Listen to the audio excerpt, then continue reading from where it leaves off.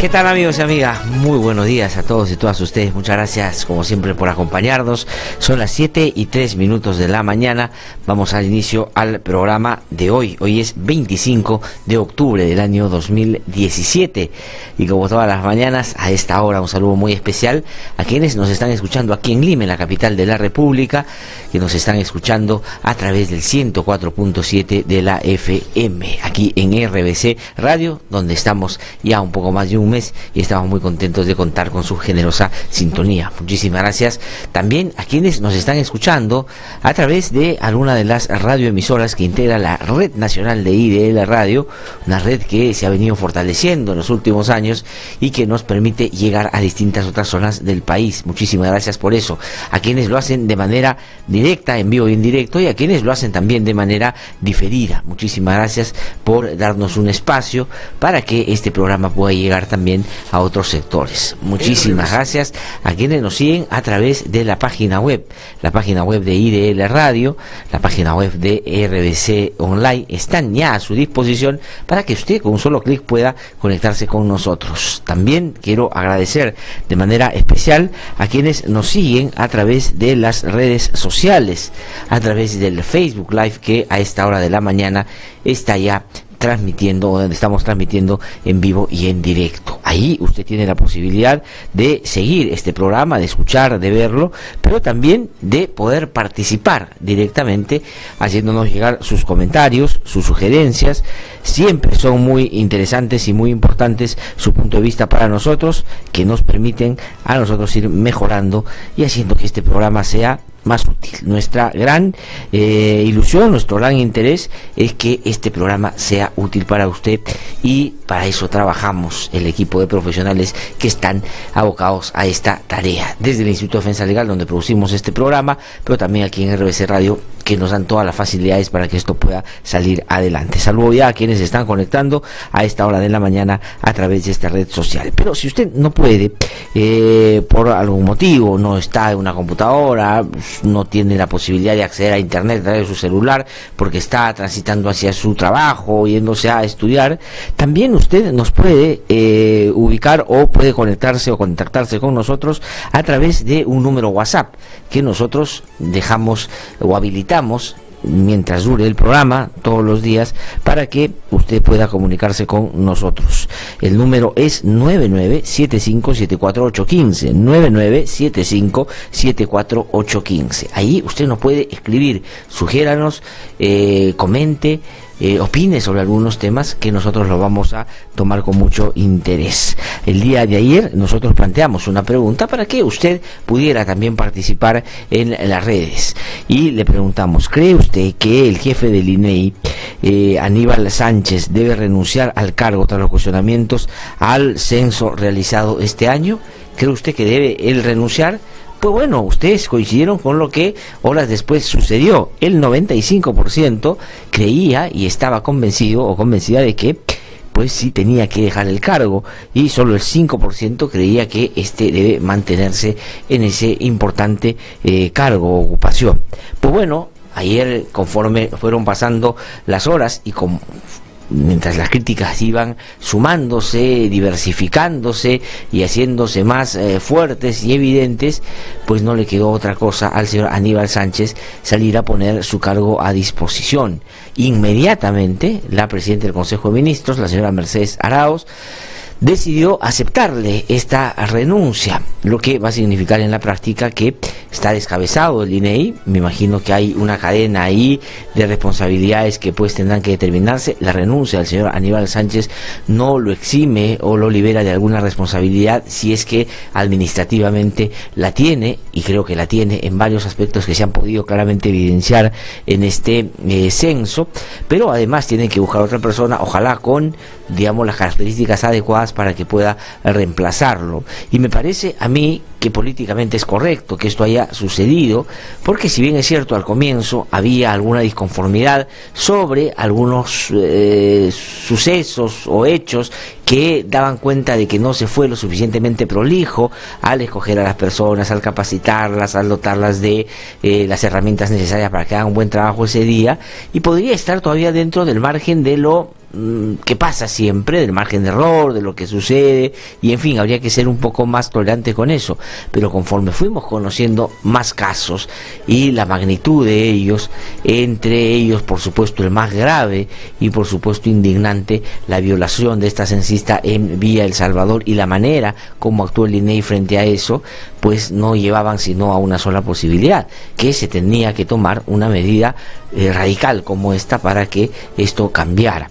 Ahora vamos a ver qué sucede, porque ya hay algunos especialistas, entre ellos Farid Matuk, que estuvo aquí hace el día lunes justamente comentando para nosotros lo que había sido el censo, que dicen o plantean que se debe hacer otro, de todas maneras, que este ya no es útil por las irregularidades y los problemas que tiene. De hecho, el ex jefe del INEI ha dicho que entre el 2 y el 3% está el margen de lo que él considera son las personas no censadas, y otros especialistas dicen que largamente eso va a ser superado, lo que hace ya que este censo no sea útil para los fines para los cuales fue concebido. Entonces hay que ver si eso es así, o ver qué se puede utilizar de este para no desperdiciar tanto dinero, tanto esfuerzo, y por cierto el hecho de que todos tuvimos que estar todo el día encerrados en nuestras casas para colaborar, y creo que ahí la responsabilidad no está en la gente que esta vez cumplió expresando una manera y modos y un comportamiento cívico muy resaltante. Entonces me parece una buena noticia. Ya el señor Sánchez no es jefe del INEI, habrá que ver qué cosa va a pasar y determinar las responsabilidades, porque aquí no solo estamos hablando de que no hubieron protocolos de seguridad para las personas que fueron a censar, que las personas que fueron a censar no estaban debidamente capacitados, no tenían todo para poder hacer un buen trabajo, fueron muy desordenadas y no fueron muy diligentes al entregar la información o en el llenado posterior de algunas actas que tenían que hacer para que esto pueda diligenciarse debidamente. En fin, hay una serie de cosas que ahí no han funcionado bien, pero en términos generales, lo más riesgoso en términos de haber realizado algo como esto que no sea útil es la cantidad de plata que se ha gastado también. Habrá que ver qué tanto o no se puede utilizar los resultados de esta importante jornada, que creo que se vio tenida por estos hechos que ya todos los medios de comunicación están comentando.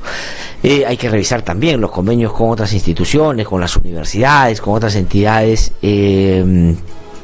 privadas. Ayer escuchaba al señor Aníbal Sánchez en la televisión, en el programa de Mávila Huertas en Canal N, que se defendía diciendo que estos convenios que han hecho ahora con las universidades, entre ellas la César Vallejo, para darles información o para que capaciten al personal de INEI, en fin, para varias consideraciones que están previstas en un convenio que estipula obligaciones, como cualquier contrato, por supuesto, pues decía que no es sino lo que se hizo el 2007, que es exactamente lo mismo. Y Aníbal Sánchez hizo una anotación que creo yo buscaba responder sobre todo a quienes más críticos han sido con su gestión y con el desarrollo del censo, que son los representantes del Partido Aprista Peruano, porque le dijo, esto también se firmó el año 2007 con la Universidad San Martín, y repitió varias veces la Universidad San Martín, y después mencionó otras universidades, por cierto, pero creo que quería dar una respuesta política a un sector político que hoy también agarra y se pone, digamos, del lado de la rigurosidad, del lado de la indignación popular, y dice que esto no se ha hecho bien, y hay que condenar, y que estos convenios son irregulares, en fin, y desacreditan al INEI, y que hay que dejarlos de lado. Pero cuando les tocó hacer una cosa parecida, no solo buscaron a alguien ad hoc que hiciera un censo para que calzara con las pretensiones, la idea y por supuesto las cifras que García quería se mostraran en ese momento sobre su gobierno, sino que además hicieron convenios con otras universidades tal vez más cercanas y afines al partido aprista o a Alan García, para decirlo en términos correctos. Dicho sea de paso, va a estar con nosotros aquí a las 8 de la mañana, ¿no, Carlitos? Carlitos Yancur, buenos días, mi productor, está aquí ya desde temprano. Va a estar Javier Barreda, va a venir a conversar con nosotros de varios temas, y vamos a preguntarle por estos también, por supuesto, porque él es un especialista en temas sociales, y también va a hablar de la utilidad o no de esto que hoy día se pone en duda, puede servir, que es o son los resultados del censo realizado el fin de semana. Entonces, del censo vamos a pasar a hablar sobre otros temas.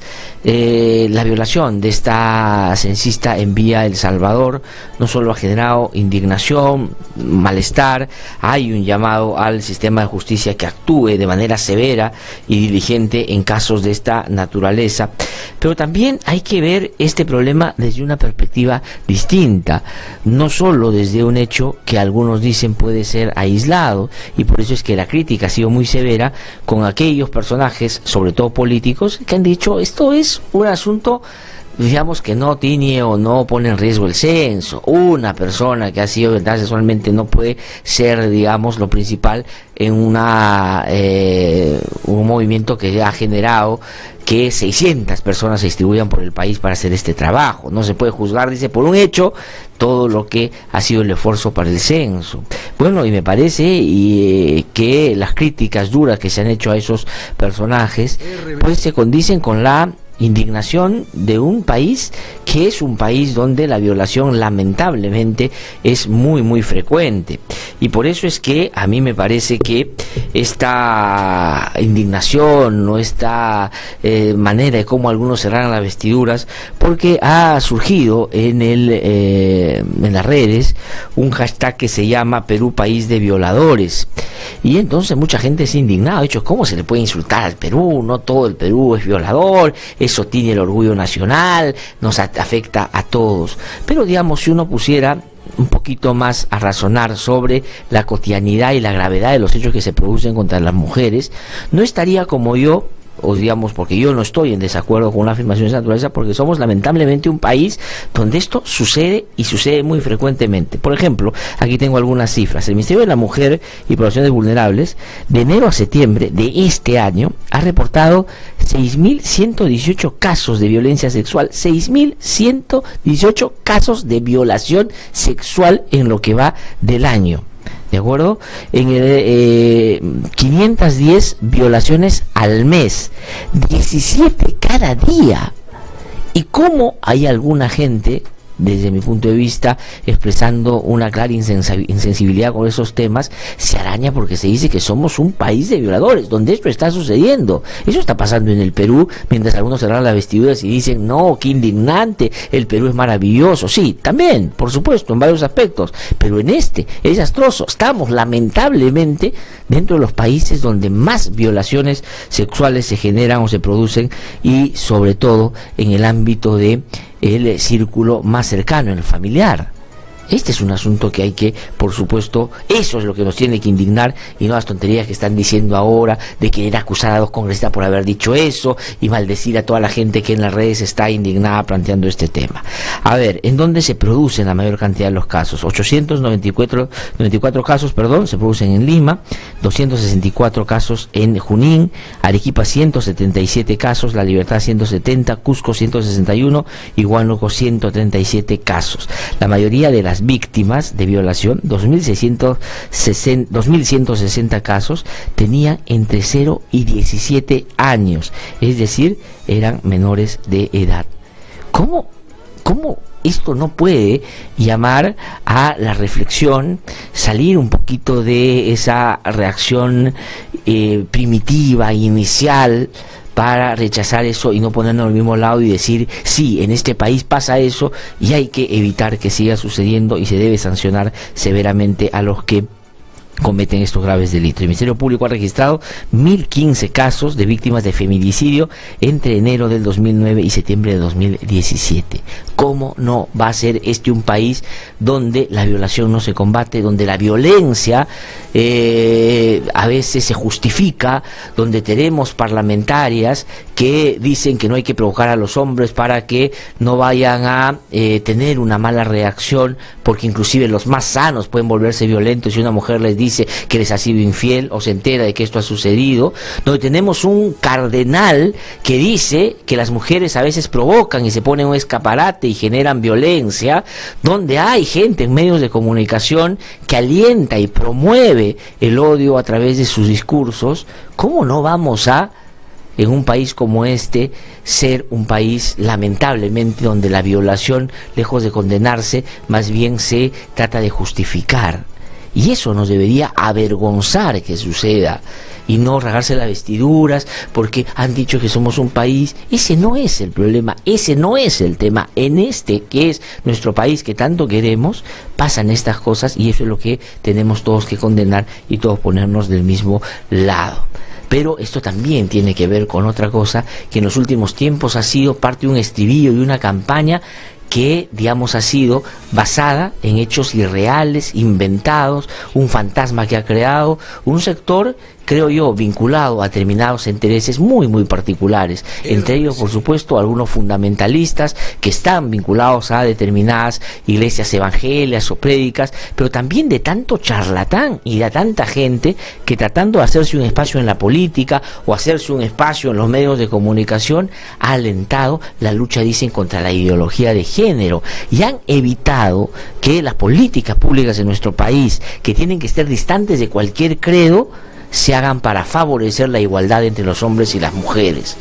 En un país como el nuestro, donde lamentablemente las cifras que acabo de dar son y demuestran que la violación sexual es un problema muy frecuente, ¿cómo podemos evitar y dejar de lado que se generen políticas públicas para que los hombres y las mujeres tengamos las mismas oportunidades y no estemos sometidos a una dinámica donde la sociedad le adjudica a cada uno un rol, y el rol que le adjudica a la mujer es que tiene que subordinarse al marido porque es el jefe de hogar, porque es el que trabaja, porque es el que lleva la plata? Esos son los asuntos que generan violencia, y esas son las cosas que hay que abiertamente combatir. El resto realmente, y perdonen que lo diga en términos como se me pasa por la cabeza porque realmente me indigna, es una estupidez. Pelear y generar acciones y movilizaciones para evitar que el sistema educativo pueda combatir las grandes desigualdades entre hombres y mujeres realmente es una mezquindad, y alienta que en nuestro país sigan produciéndose los actos de violencia que lamentablemente todos los días se producen.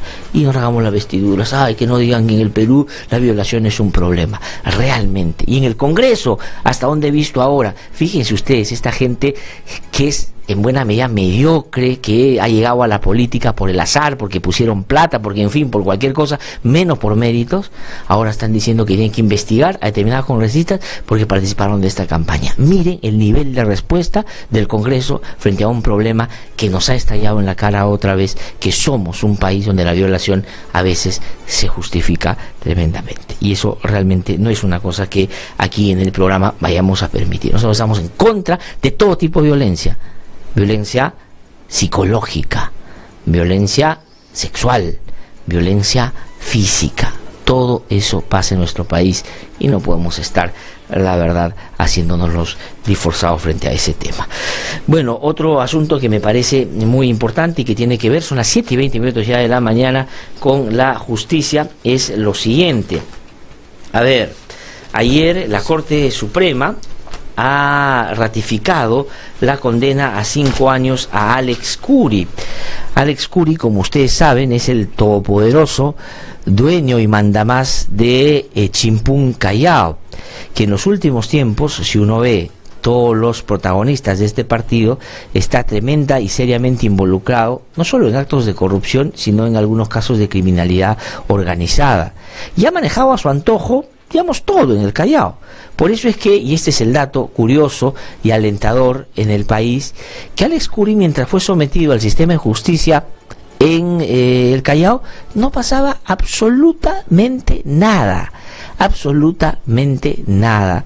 Porque jugaba de local, porque, digamos, le iba bien, porque los jueces y fiscales eran muy amigables con él, su gestión y con su partido. Él le donaba locales al Poder Judicial, le regalaba computadoras a los jueces, a los fiscales, y vivían una armonía, digamos, casi de ensueño, casi de cuento de hadas. Así vivía la justicia con Alex Curi en el Callao.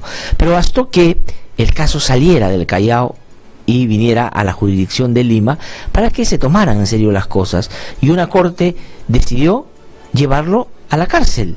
y ahí es donde la Corte Suprema acaba de decir si tiene que quedar hasta cumplir su condena. Y esto me parece una noticia, no es un aliento y no es agradable decir que una persona vaya a la cárcel, porque eso también tiene una connotación humana, personal, que por cierto hay que reconocer y hay que respetar.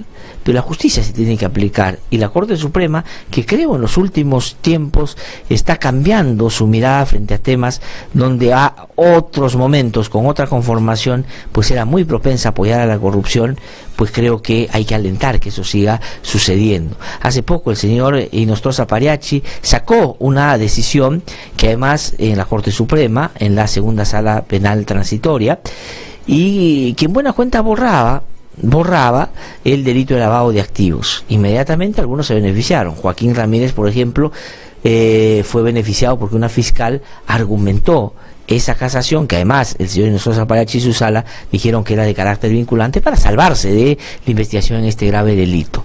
Entonces se salvó, pero fue tal indignación y el cuestionamiento de todos los actores, sobre todo el sistema de justicia vinculados al Ministerio Público y a un sector de la comunidad de abogados y la sociedad civil, que dijimos un ratito, esto alienta la impunidad. Se hizo un pleno casatorio. ¿Y qué pasó? Algo muy bueno también. Desaparecieron, dejaron sin efecto, anularon, votaron esta casación que había hecho, o esta resolución que había hecho, esta disposición que había dado a través de una sentencia de Inostroza Pariachi, y otra vez se ha reactivado la posibilidad de investigar los crímenes y delitos de lavado de activos, y esto me parece muy importante. Y entonces, y lo de Curi, ahora me parece que la Corte Suprema ojalá esté transitando hacia un escenario ya no como hace poco tiempo, de proteger a los corruptos, proteger los derechos humanos, de proteger a los lavadores de activos, etcétera, etcétera. Ojalá que se dando cuenta que esa poca legitimidad que tienen se debe justamente a la impunidad que promueve. También el presidente Pedro Pablo Kuczynski ha respondido por escrito a la Comisión Lavallato, y a mí me parece, si la Comisión Lavallato quiere pues ir al fondo y determinar si hay o no responsabilidades, debería decir, bueno, está bien, revisar lo que ha hecho el presidente, si tienen alguna duda volver a preguntar por escrito y ya está. Pero ese interés de quererlo llevar, la señora Rosa Bartra, que se pone en un plan de que tiene que venir y que es la verdad, es una afrenta que no nos haga caso, bueno, ojalá hubiera tenido la actitud igual cuando la señora Keiko Fujimori pues fue a la comisión, y ahí sí, entre otros, los grandes investigadores, los grandes cazadores, pero de presa, pues no le dijeron nada a la señora Keiko Fujimori, porque claro, los votos pesan, y algunos otros partidos van a necesitar esos votos para otra vez servirse de la impunidad. Bueno, hay varios otros temas, pero ya lo voy a dejar para el transcurso del programa, donde habrá oportunidad para profundizar algunos de ellos. Soy Gladys Tuesta y tendré, como todas las mañanas, el honor realmente de estar frente a ustedes. Así que voy a una pausa, al regreso hacemos el recorrido por las regiones y luego les cuento en detalle qué vamos a tener en el programa del día de hoy. Soy Reida Cóndor, madre de Armando Amaro Cóndor. Mi hijo estudiaba en la Universidad La Cantuta y fue secuestrado el 18 de julio de 1992. Fue secuestrado por Grupo Colina, mandato de Fujimori. El indulto es un insulto para nosotros. La audiencia ha terminado. Queda usted detenido. Pero, ¿y mi familia? No sabe. Detenido.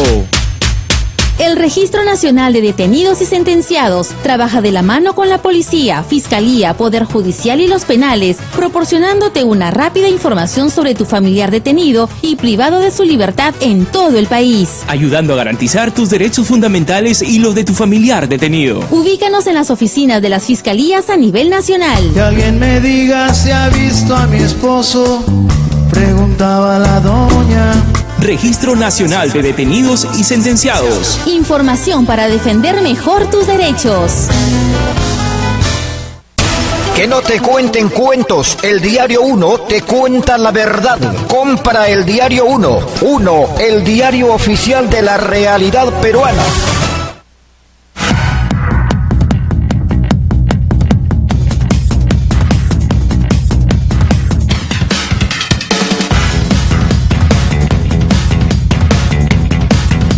Vamos rápidamente, son las 7:26 ya de la mañana, a hacer nuestro recorrido por las regiones, gracias a la Red Nacional de IDL Radio. Vamos a Arequipa. Juan Francisco Valderrama está ya en comunicación con nosotros. Juan Francisco, ¿cómo estás? Muy buenos días. Muy buenos días, Láser, desde nuestra blanca ciudad de Arequipa. Gremios, por ejemplo, del Poder Judicial están acatando una huelga indefinida aquí en nuestra ciudad de Arequipa. Igualmente, las enfermeras del sector salud están acatando una huelga indefinida en la cual prácticamente todos los hospitales se han quedado sin enfermeras. En el Poder Judicial solamente está abierto lo que es el sistema de medicina legal y todas las otras dependencias han quedado prácticamente suspendidas. Hay marchas en el centro histórico. Igualmente, para el día de hoy se va a afiliar también la FENTASE, el personal administrativo del sector de educación, que también está en huelga ya hace unos días. Es lo que podíamos informar para IDL Radio desde Arequipa, Juan Francisco Valderrama. Muchísimas gracias, Juan Francisco, por esa información. Vamos ahora a Huarmey, en la región Ancash. Ahí se encuentra Juan Almeida, nuestro colega amigo, con información. Juan, ¿cómo estás? Muy buenos días.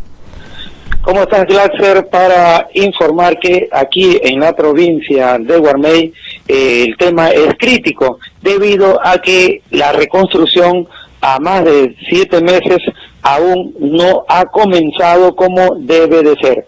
Han llegado ministros que se han ido, han llegado ministros que han ingresado y hasta el momento no hay solución para la problemática de la reconstrucción de Huarmey.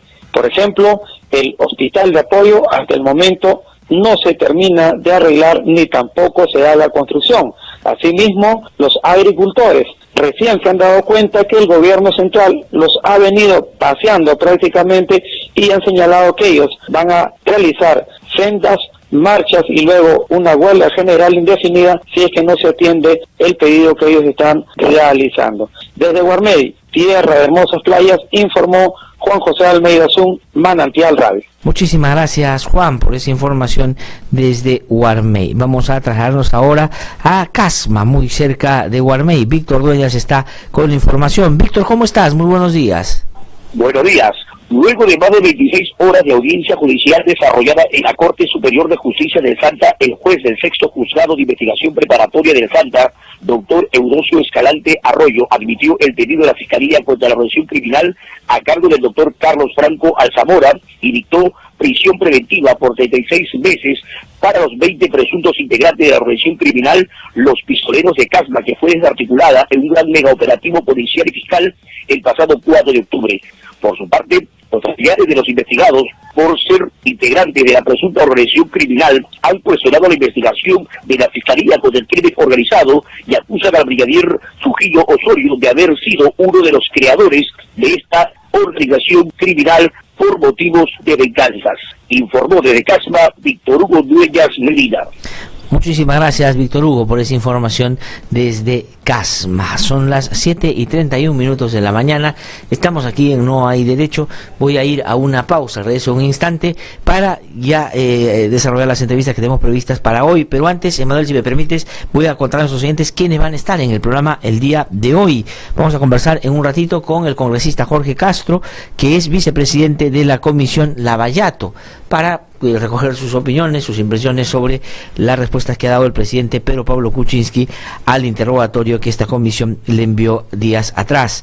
Luego vamos a conversar con el procurador Jaime Ortiz, él es procurador de la Contraloría General de la República, que es un muy buen procurador que ha litigado y ha peleado en el caso de Alex Curi y ha, por cierto, conseguido que en la Corte Suprema se ratifique la condena que le habían dado en una instancia inferior. Luego va a venir Javier Barrera, que como ustedes saben ha sido dirigente del Partido Aprista, sociólogo y actualmente es director del Fondo Editorial de la Universidad Federico Villarreal, para hablar, por cierto, sobre el APLA de todas maneras, pero también sobre otros temas que él está trabajando por estos días. Más adelante, aquí en nuestros estudios, va a estar la periodista Nelly Luna, editora general del portal Ojo Público. Han sacado, digamos, unas investigaciones sobre el financiamiento ilegal de la política que yo creo es bueno ustedes conozcan en detalle. Así que el programa está muy interesante. Le pido a ustedes que se queden con nosotros. Una pausa y regreso en un instante aquí en No Hay Derecho.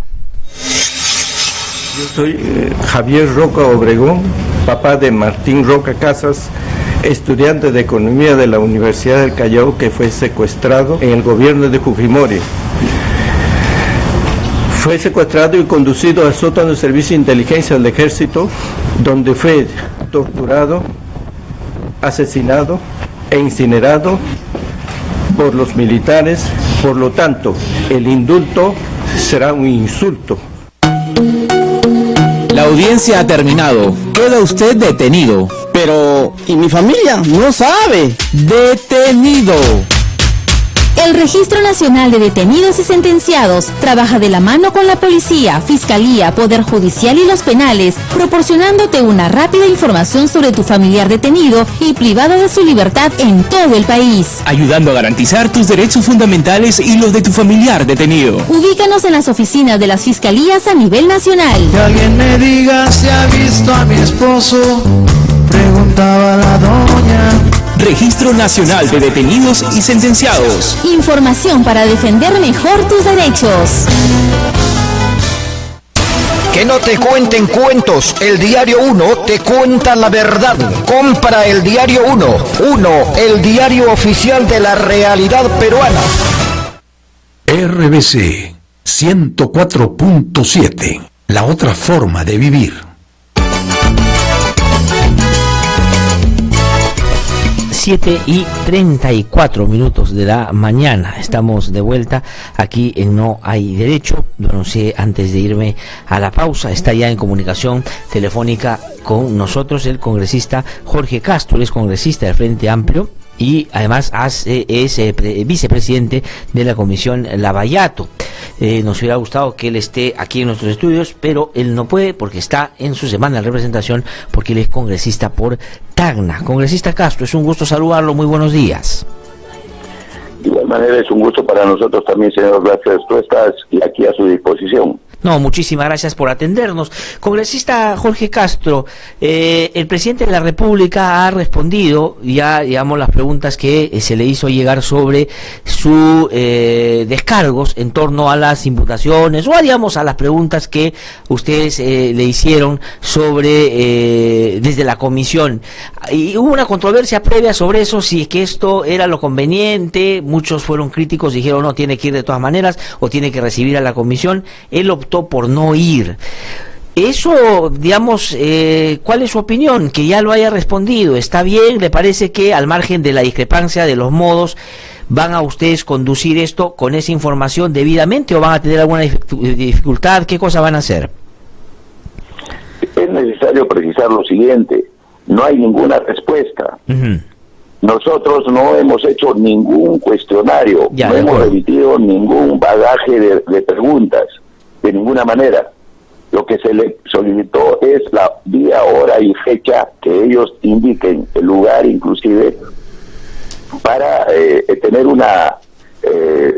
para recibir su declaración testimonial en torno al caso Lavallato, donde él está directamente involucrado, por decirlo menos, por haber desempeñado el cargo de primer ministro desde el año 2004 y hasta el 2006 aproximadamente, donde ha trabajado también en el cargo de ministro de Economía. Por lo tanto, tenía que aclarar cuál había sido su actuación durante esos periodos y sobre todo que está involucrado, decíamos, en el caso del gasoducto del sur, la interoceánica del sur y algunos otros proyectos más. Sin embargo, sobre este tema nosotros, no vuelvo a repetir, no hemos hecho ningún cuestionario, solamente le solicitamos que nos dé la hora para tratar algunos temas en ese caso específico. Perfecto. Es muy importante, digamos, la precisión sobre este tema. Entonces, el documento que él ha enviado, que es un documento que hoy reseñan, o no reseñan, sino sobre el cual hablan los medios de comunicación, de que tiene 59 páginas, hay 3 que están firmadas por él, y que son de alguna manera los descargos, o digamos lo que él tiene que decir frente a estos temas, no va a ser recibido por la comisión como, digamos, el punto de vista del presidente frente a lo que ustedes le hubieran preguntado, no va a tener ninguna validez. ¿Cuál va a ser, digamos, el sentido de que estando en la comisión se use o no se use esta información? Justamente cuando se hacen este tipo de investigaciones es una situación de comparecencia, es decir, es de carácter oral, de carácter personal, para interactuar, es decir, uno plantea una pregunta y es indudable que tiene que elaborar una respuesta, y nosotros inmediatamente también, si vemos que no satisface la respuesta, es indudable que nosotros le hacemos repreguntas y así sobre determinadas materias, y de las cuales pues realmente de carácter ya específico. Lo único que se le entregó fue sobre los temas a tratar de los proyectos tales y cuales, y estos proyectos son sumamente amplios, sumamente generales, y por lo tanto esta situación a nosotros de ninguna manera nos satisface, porque hemos visto aquí se dice que son 59 páginas, pero lo que hemos observado es que realmente lo que él manifiesta en este momento son 7 páginas. Sin embargo, lo demás son anexos que reforzarían su planteamiento respecto a lo que digamos, a los temas tratados. Pero estos temas por tratar son, como decíamos, sumamente amplios y requieren necesariamente la interactuación de las dos partes en este caso, y eso es lo que está ausente. Por lo tanto, esta figura realmente no nos, desde un primer momento, por eso nosotros decíamos de que es una situación que no nos convence, pero sin embargo, como presidente de la República, es cierto, tiene algún tipo de prerrogativas en este sentido. Bueno, si él no quiere declarar, que no lo haga, pero tampoco nosotros no vamos a darnos por respondidos en esta cuestión, en esta materia. De acuerdo. Esto, lamentablemente, entorpece el proceso de investigación. Congresista Castro, entonces, a ver, para que nos quede claro a mí y a mis oyentes y a mí su respuesta. Es decir, esto a usted, no solo a ustedes como miembros de la comisión, no lo satisface, no consideran que esto es una respuesta al interés que la comisión ha tenido de poder interrogar al presidente, y este documento no sirve, no va a ser útil, va a ser revisado, no va a ser revisado, ¿lo van a tener en cuenta o no? No, definitivamente aquí hay dos cosas. Ajá. Desde un primer momento nosotros vamos a trabajar esto, vamos a leerlo nuevamente, a releerlo, pero desde un primer momento para nosotros no tiene el sentido en el cual merece un proceso de investigación. Por lo tanto, esa es la posición inicial. Ahora, en la reunión que tengamos el día viernes, de repente se meritúa, se da es indudable que tampoco nosotros no podemos caer en el plano de mala educación, de retornarlo, de devolverlo. Yo no creo que vayamos a hacer eso, pero definitivamente esto de ninguna manera suple la necesidad de tener un interrogatorio de manera directa. ¿Por qué? Porque si no tenemos un interrogatorio de manera directa, es materialmente imposible continuar en este sentido. Sin embargo, nosotros tampoco con esto no nos vamos a quedar bloqueados. Sin embargo, será motivo también que en su momento, cuando elaboremos el informe, lógicamente en ese sentido ya se tomarán las medidas correspondientes, y es indudable que el señor presidente ya se complica su situación, no en la actualidad, sino hacia adelante, hacia el futuro, y ya también queda demostrado el por qué la población se preguntaría por qué no quiere él declarar en este momento, ¿no? Cuando usted dice se complicaría su situación, ¿está coincidiendo con lo que su colega Héctor Becerril dijo, que podría ser acusado constitucionalmente inmediatamente después de que culmine su mandato? Mire, lo que pueda opinar, yo no opino sobre lo que diga el señor Becerril. Lo que queda claro aquí es de que aquí hay un incumplimiento. Es indudable que nosotros, póngase usted en el caso siguiente, nosotros tenemos que continuar el proceso, porque si no, caso contrario, esto quedaría trunco. Esa sería la otra posibilidad. Pero vamos a tener que continuar el proceso y seguir llamando a otros señores que son investigados, y en este caso el señor con la declaración testimonial, que estaría ausente en este caso, porque aquí hay un tema. Casi todos los ministros de Estado, los comités de proinversión, estamos hablando de los expresidentes, también de los del Consejo de Ministros, algunos comités, directores ejecutivos del Comité de Inversión, etcétera, etcétera, en general los invitan al señor Pedro Pablo Kuczynski como que es el que ha venido, digamos, trabajando esta materia, y es el que ha autorizado estas situaciones que se han presentado durante estos años. Y lamentablemente en este caso, por eso es que queremos recibir su testimonial. Ahora, si no, caso contrario, queda abierta y queda esa página, no va a quedar oscura, sino nosotros tenemos que, tampoco vamos a decirle que es el directamente culpable, sino vamos a concluir en determinados temas vamos a concluir como que esto queda vacío y que lamentablemente no se ha recibido tal cosa, y por lo tanto ya hacia adelante se complicaría dejando una vez que sea de ser presidente, se complicaría su situación. Eso es lo que no han medido los propios constitucionalistas, lo más conveniente, y además es absolutamente necesario en este momento para crear un clima de confianza y de credibilidad. Nos parece absolutamente claro de que el presidente debería de presentar su declaración testimonial. ¿Por qué? Porque nosotros tampoco creemos que el caso del presidente que sea el único involucrado, el único comprometido en esa tarea. Ajá. Porque todos apuntan en esa dirección y simplemente quieren liberarse, porque aquí hay directores de proinversión, estamos hablando de ex-directores de proinversión, comités de ex comités de proinversión, también el comité completo, no estamos hablando de personas individuales. De acuerdo, congresista completo que apuntan en esa dirección, ¿no? Ya, congresista Castro, entonces, el hecho de que el presidente de la República no vaya a declarar a la Comisión Lavallato, haya enviado este documento que ustedes han dicho van a evaluar, pero que en principio cree usted que le puede complicar la situación, no significa necesariamente que no vayan a profundizar la investigación con el interrogatorio que hagan a otras personas que alrededor de Pedro Pablo Kuczynski estuvieron en la época en la que se produjeron estos hechos. Es decir, no se va, por decirlo de alguna manera, en términos más coloquiales, librar el presidente con el no ir, porque ustedes podrían conseguir la información por otros lados. No el íntero como debería ser, porque es importante. ¿Por qué le digo? Porque cuando se construye esta situación piramidal, que es lo que usted comienza investigando pues los niveles de abajo, llamémoslo así, el comité de proinversión, el comité de proinversión, el director ejecutivo, y así va construyendo la pirámide hacia arriba. Ahora bien, quiero que me entiendan el sentido, y todos apuntan, simplemente todos, ¿sabes? En general, llamémoslo así, no todos el 100%, pero el 80% apuntan en la dirección justamente de Pedro Pablo Kuczynski. Eso a nosotros no nos convence. En todo caso, por eso es que queremos su descargo de manera puntual frente a determinados, indicaciones que han realizado cada uno de estos señores investigados. Ahora, ¿qué es lo que va sucediendo hacia adelante?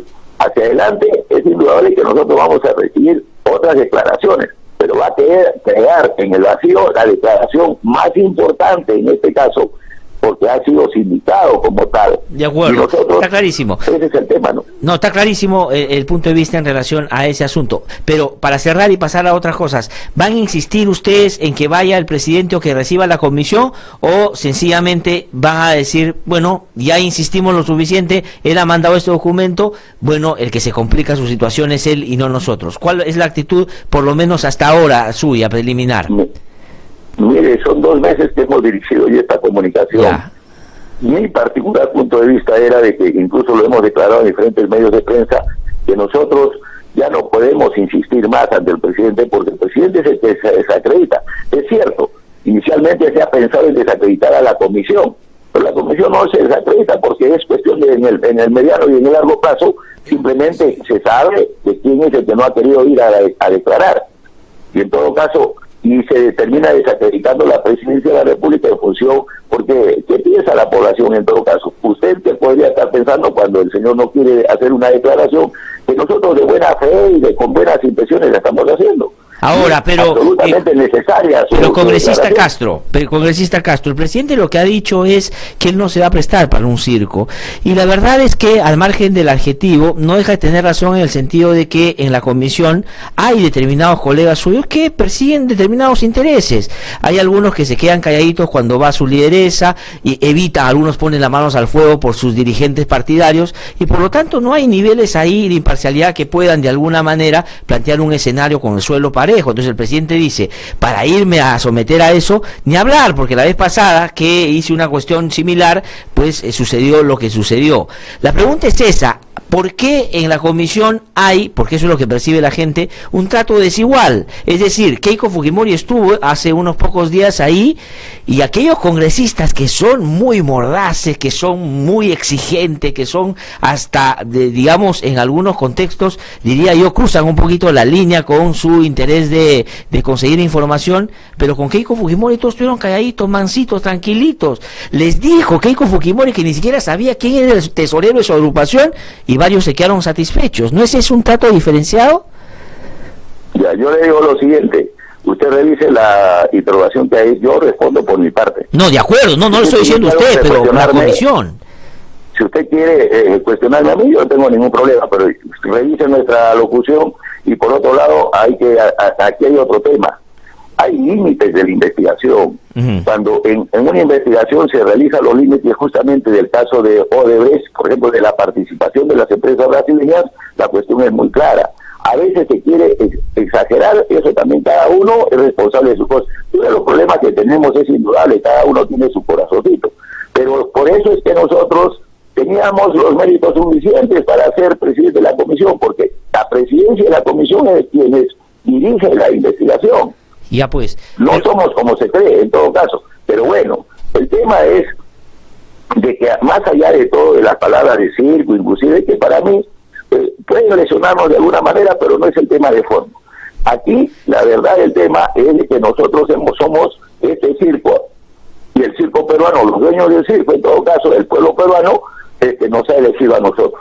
Sí. Nosotros tenemos la obligación de fiscalizar, tenemos la obligación de investigar, y eso es lo que tenemos que cumplir. Desde mi punto de vista, es lo que tendría que hacer. Ahora, si el presidente, yo tampoco no lo insulto ni nada por decirlo, pero si no quiere hacerlo, es su potestad también, porque es su facultad. Sí. Y en todo caso, pero si él quiere sembrar dudas, quiere sembrar quiere sembrar credibilidad en la población, quiere sembrar dudas, ya es problema suyo también. En todo caso, yo no me voy a meter a calificarlo sobre ese tema, ¿no? Sí, congresista Castro, digamos, cuando en su momento se discutía quién iba a presidir la comisión Lavallato, después de que el señor Álvarez dejó de ser, y con razón, el presidente de esta comisión, recuerdo haber estado en otra emisora y conversé con usted, y yo estaba de acuerdo que usted, que era vicepresidente, tenía que asumir la presidencia, pero no pasó así, y pusieron a Rosa Barta, que además dejaba de ser vicepresidente del Congreso, para, digamos, administrar la comisión, creo yo, digamos, con formas que pueden dar la impresión de que se maneja con cierto equilibrio, pero en el fondo, creo yo, por la actuación en los últimos tiempos, claramente de querer blindar a Keiko Fujimori. Por ejemplo, Keiko Fujimori ya mandó la respuesta por escrito, diciendo quién eran sus contadores y tesoreros del partido, que no sabía en ese momento, ¿ya lo envió? No, eso ha quedado hoy en este momento, y hay que ser con honor a la verdad de que todavía no nos hemos reunido desde ese momento, porque se suponía de que nosotros íbamos a ser recibidos en Palacio y teníamos que estar a la espera. Se generó todo un clima en ese sentido bastante complicado, y nosotros hasta este momento no hemos sesionado desde ese momento particular. Ahora, lamentablemente esta situación ha ocasionado una situación, es cierto, tensa entre el Ejecutivo y no creo que con todo el Congreso, pero definitivamente con la Comisión Lavallato. Y como usted indica, en ese momento, cuando debíamos ser de presidente, se llevó a una nueva elección. Y hay que ver quiénes votaron. El único que, inclusive yo me tuve que proponer de manera personal. Eso es lo que no sabe la prensa. Sí, pues. Y eso se lo digo. ¿Por qué? Porque en la anterior oportunidad, hay que ser sincero, el único que no tenía ningún compromiso con nadie y no tenía ninguna yaya era quien habla. Y se nos dejó de lado en la primera intención. Bueno, por ya pues, bueno, pero se le dejó. En la segunda oportunidad, yo tuve que proponerme. Sí, me acuerdo. Sin embargo, todos los demás votaron por la señora Rosa María Barta. Yo tampoco en ese aspecto puedo recusar, porque es producto de la elección democrática de los 7 miembros de la comisión, ¿no? No, pues no, sí, me acuerdo perfectamente. Además, ahora me queda clarísimo por qué pusieron a la señora Rosa Barta. Está clarísimo que por ahí iba. Alan García va a ir los primeros días de noviembre. Va a ir seguramente como pavo real. Va a llegar y, digamos, va a tratar de pasarse con la comisión. Tiene al señor Mulder ahí, que, digamos, son uno de los principales escuderos. Y ojalá, pues, le puedan preguntar las cosas que hay que preguntarle. Ojalá no intimide a otros miembros de la comisión. Eso, la cuestión la invitación para el expresidente García es en la primera semana de diciembre, si mal no recuerdo. Ahora, respecto a este tema, nosotros cumplimos dentro de lo que se da dentro del marco legal, tratamos de cumplir, porque ¿qué sucede? Vuelvo a repetir, hay un marco de investigación, y también tenemos, en el caso de Alan García, pues tiene un periodo de gobierno del 2006 al 2011 que está claramente establecido, donde ya también hay antecedentes ya de capturas, etcétera, etcétera, y tenemos que hacer, tampoco aquí no se trata de hacer una cacería de brujas, ni un juego de revancha. No, yo no he dicho eso. eso ni hablar en ese sentido, pero definitivamente tiene muchas cosas que explicar. No, sí, clarísimo, o sea, digamos... Hay un tema que es necesario también puntualizar. Sí. Y ahora nosotros hemos investigado algunos casos también, en el caso de Tacna, por ejemplo, y le digo, hay problemas en el caso de la alcaldía y del gobierno regional, que también usted lo conoce porque se lo hicimos conocer a través de su medio en algún momento. Sí. Pero ¿cuál es el problema que se atraviesa? Y el secreto de las comunicaciones, levantar el secreto de la comunicación son solamente con 3 años hacia atrás. Es decir, más claro, si el día de hoy solicitamos levantamiento de las comunicaciones, más el trámite que se hace en el juzgado, etcétera, etcétera, saldrá en marzo, y hacia atrás solamente se puede dar el secreto hasta 3 años antes, digamos, que fuera del 2018. Esta es una limitante muy grave que se nos ha hecho conocer ahora.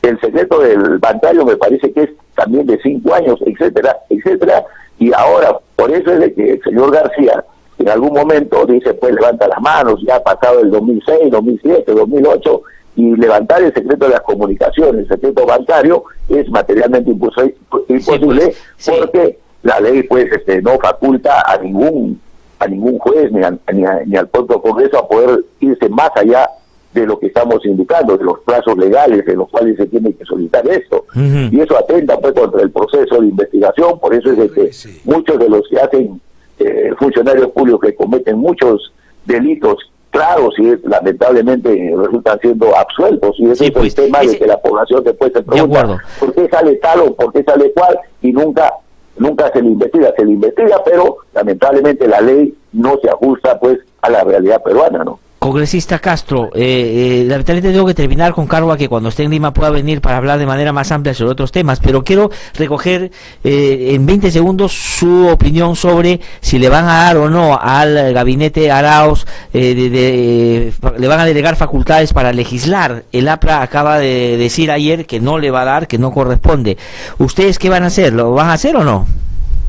Bueno, el Frente Amplio de primera intención, nosotros lo habíamos manifestado, ahora es necesario reevaluarlo. De repente habíamos indicado que no se podían brindar facultades legislativas porque ya lo habíamos brindado en la anterior oportunidad, y nosotros hemos sido elegidos para fiscalizar y legislar, y el año que se ha pasado realmente se ha traído más problemas con las facultades que se le entregó con anterioridad el año pasado, y en este momento no se ha conseguido nada en absoluto. ¿No le va a dar entonces? Van de mal en peor. ¿No le van a dar entonces? Por lo menos hasta este momento no se había tomado esa decisión. Sin embargo, es una situación que puede reevaluarse en la medida, porque se han hecho varios cuestionamientos que han quedado claros y objetivos en el caso de la señora Mercedes Arauz, que nos ha vuelto a invitar, o nos estaría volviendo a invitar para tener una segunda reunión, y en esa segunda reunión de repente pues es indudable. Aquí las cosas no son estáticas, son dinámicas, y por lo tanto si nos convence podemos reevaluar en este sentido. Muy bien. ¿No? Congresista Castro, muchísimas gracias por su punto de vista y por habernos respondido. Muchas gracias. Muy amable, que le Muchas gracias a usted, gracias a usted. Muchas gracias. Ha sido entonces el congresista Jorge Castro, quien es vicepresidente de la Comisión Lavallato y además es integrante del Frente Amplio, digamos con mucha claridad en torno al presidente de la República, pero con bastantes interrogantes y dudas sobre cómo la comisión va a tratar a Alan García y Keiko Fujimori, como si faltara algo para más o menos imaginar que van a tener trato VIP. Ese es mi comentario, no es lo que ha dicho el congresista, por supuesto. Son las 7:55 minutos ya de la mañana, estamos aquí en No Hay Derecho y vamos a un ratito tratar de contactarnos con el procurador de la Contraloría General de la República para conversar con él sobre esto que ha sido una buena noticia en materia de lucha contra la impunidad, en materia de corrupción, el caso de Alex Curi, y es que la Corte Suprema ha ratificado la condena de 5 años para el expresidente regional de El Callao. Estamos ya en comunicación telefónica con el doctor Jaime Ortiz, quien es procurador de la Contraloría General de la República, que debo resaltar, porque hay que resaltar cuando las cosas se hacen bien, ha cumplido un papel muy importante, ha sido quien ha liderado la defensa del Estado frente a este caso que en El Callao ha tenido, digamos, muchas veces un trato amigable con el señor Curi, y que luego pasó a la jurisdicción de Lima y que luego ha sido ya en la Corte Suprema, a pedido de Curi, por supuesto, revisado, pero esta condena ha sido ratificada, ha cumplido un buen papel y yo quiero saludarlo y felicitarlo por el trabajo. Doctor Jaime Ortiz, es un gusto saludarlo, muy buenos días. Muy buenos días, Carlos. Muchas gracias por sus palabras. Saludos a toda la audiencia también de IR Radio. Muchísimas gracias por atendernos esta mañana. Quisiera preguntarle sobre, me imagino, están satisfechos con lo que ha dicho la Corte Suprema, pero para que nuestros oyentes puedan comprender la dimensión, la envergadura y el significado de la ratificación de esta sentencia, ¿qué les contaría? ¿Qué les diría? Básicamente se ha logrado sancionar a un funcionario que tuvo una actuación no solo que defraudó al Estado, sino también que causó un agravio tremendo a la población del Callao y todo Lima. Millones de personas pasamos diariamente por la vía expresa, la presunta vía expresa que nos conduce al aeropuerto Jorge Chávez, la vía expresa del Callao, por el cual hubo una inversión tremenda de dinero de parte de los usuarios que pagaron por esta obra, pero jamás la tuvimos al frente. Entonces, cuando se expiden este tipo de sentencias en que se condena a funcionarios que han defraudado al Estado, realmente, por un lado, lo que se da es una sensación de tranquilidad a la ciudadanía, de que no existe impunidad ni siquiera para funcionarios de este nivel como el que tenía Alexander Curigo Machar, y a su vez también nos devuelve un poco la confianza en lo que es el Poder Judicial y los operadores de justicia en general. Ahora, el hecho de que haya sido primero en una corte de la jurisdicción de Lima y luego en la Corte Suprema hace la diferencia con lo que ha pasado por lo general en los casos donde Curi y varios otros vinculados a Chimpún Callao, pero que son autoridades en este momento, la fueron en algún momento, tuvieron en el Callao, ¿no es cierto? Daría la impresión de que en el Callao había, digamos, ciertos niveles de favoritismo del sistema de justicia con estas autoridades. Eso ha sido importante también. Sí, ha sido muy importante y ha sido parte de la estrategia de la Procuraduría, de la Contraloría. Y esto sucede no solo en el Callao, sino en todo el país. Realmente, el iniciar un proceso penal contra una autoridad como un gobernador regional, o en este caso era el alcalde de la Municipalidad Provincial del Callao, no es nada fácil hacerlo en el territorio donde ellos conocen a todos los funcionarios y a veces se dan casos de intimidación o de prebendas. Entonces creo que parte de la estrategia exitosa de este caso fue haberlo trasladado del Callao a Lima. Sí, no, eso me parece que ha sido fundamental. Como ha sido fundamental, tengo yo la impresión que se tuviera que inhibir el presidente de la Sala Penal Transitoria de la Segunda, el señor Hinojosa Pariachi, que en varias oportunidades fue presidente de la Corte Superior del Callao, porque entró ahí el doctor Neira Flores a dirimir en ese caso y terminó ratificando la condena. Sí, bueno, en este caso la condena ha sido 4-1. 4 por la condena, hubo un voto que lo que pretendía era que haya un nuevo juicio oral y otro voto que consideramos que es inexplicable porque el caso estaba redondo, por la absolución. Entonces siempre tenemos que tener mucha cautela en quiénes son los magistrados que intervienen para tratar de conseguir un caso como en este en que se ha aplicado y se ha administrado realmente justicia, ¿no? Ahora, porque esta es la sala, a ver si no me equivoco, que preside el doctor Hinojosa Pariachi, ¿no es cierto? Claro, inicialmente el caso había subido a la sala que presidía el vocal Bill Stein. Exactamente. Con resultados realmente muy dañinos para lo que era la posición de la Procuraduría y del Estado, en este caso en particular. Ahí prácticamente se aplicó una excepción de prescripción y se dejó sin efecto el proceso seguido contra los funcionarios representantes legales de Convial Callao, que es lo que había actuado como concesionaria de esta vía expresa. Luego el caso vuelve a subir ya para ver el fondo del asunto y ahí ya va a la sala que estaba presidida por Hinojosa Pariachi, que había estado anteriormente en el Callao. Él se inhibió y ahí es donde en su reemplazo interviene el doctor José Neira.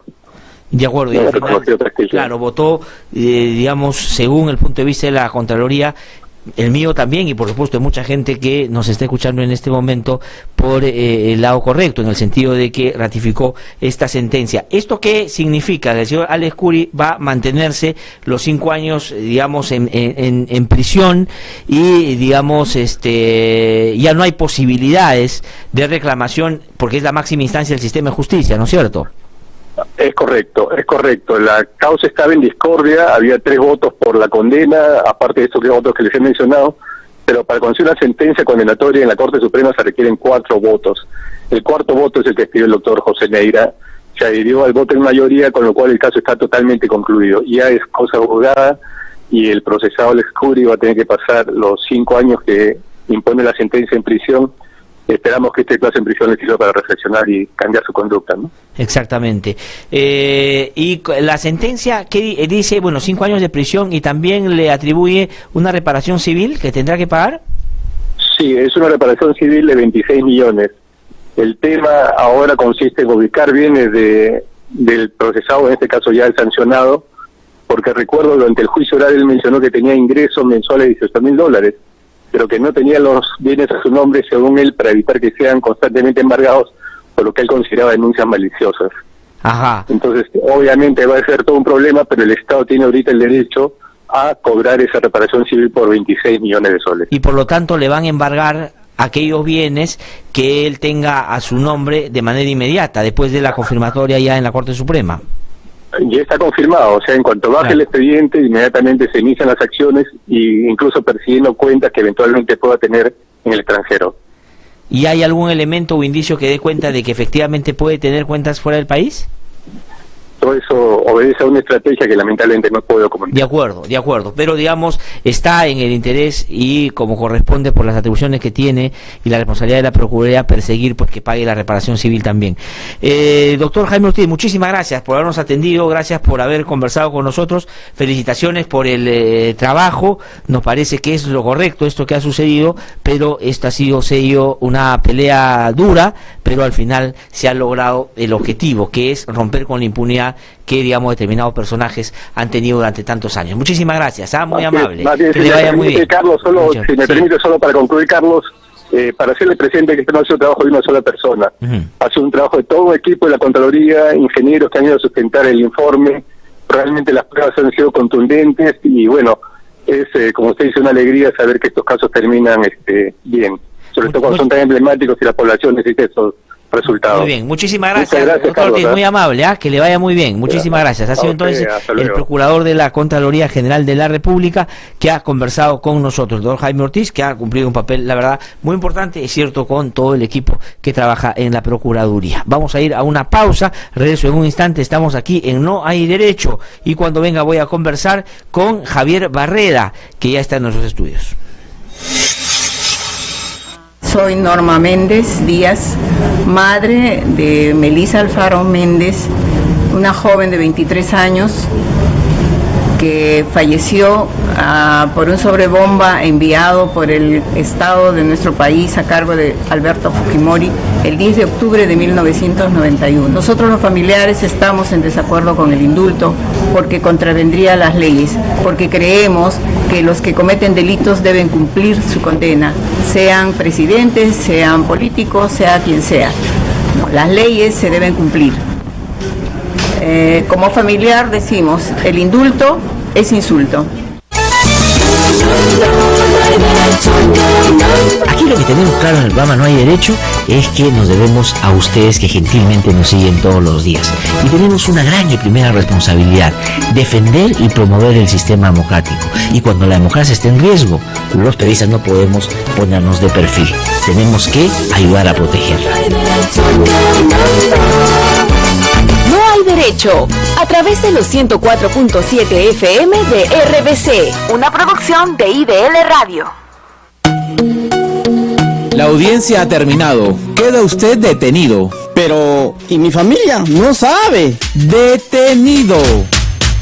El Registro Nacional de Detenidos y Sentenciados trabaja de la mano con la policía, fiscalía, poder judicial y los penales, proporcionándote una rápida información sobre tu familiar detenido y privado de su libertad en todo el país. Ayudando a garantizar tus derechos fundamentales y los de tu familiar detenido. Ubícanos en las oficinas de las fiscalías a nivel nacional. Que alguien me diga si ha visto a mi esposo, preguntaba la doña. Registro Nacional de Detenidos y Sentenciados. Información para defender mejor tus derechos. Que no te cuenten cuentos, el Diario 1 te cuenta la verdad. Compra el Diario 1, el diario oficial de la realidad peruana. RBC 104.7, la otra forma de vivir.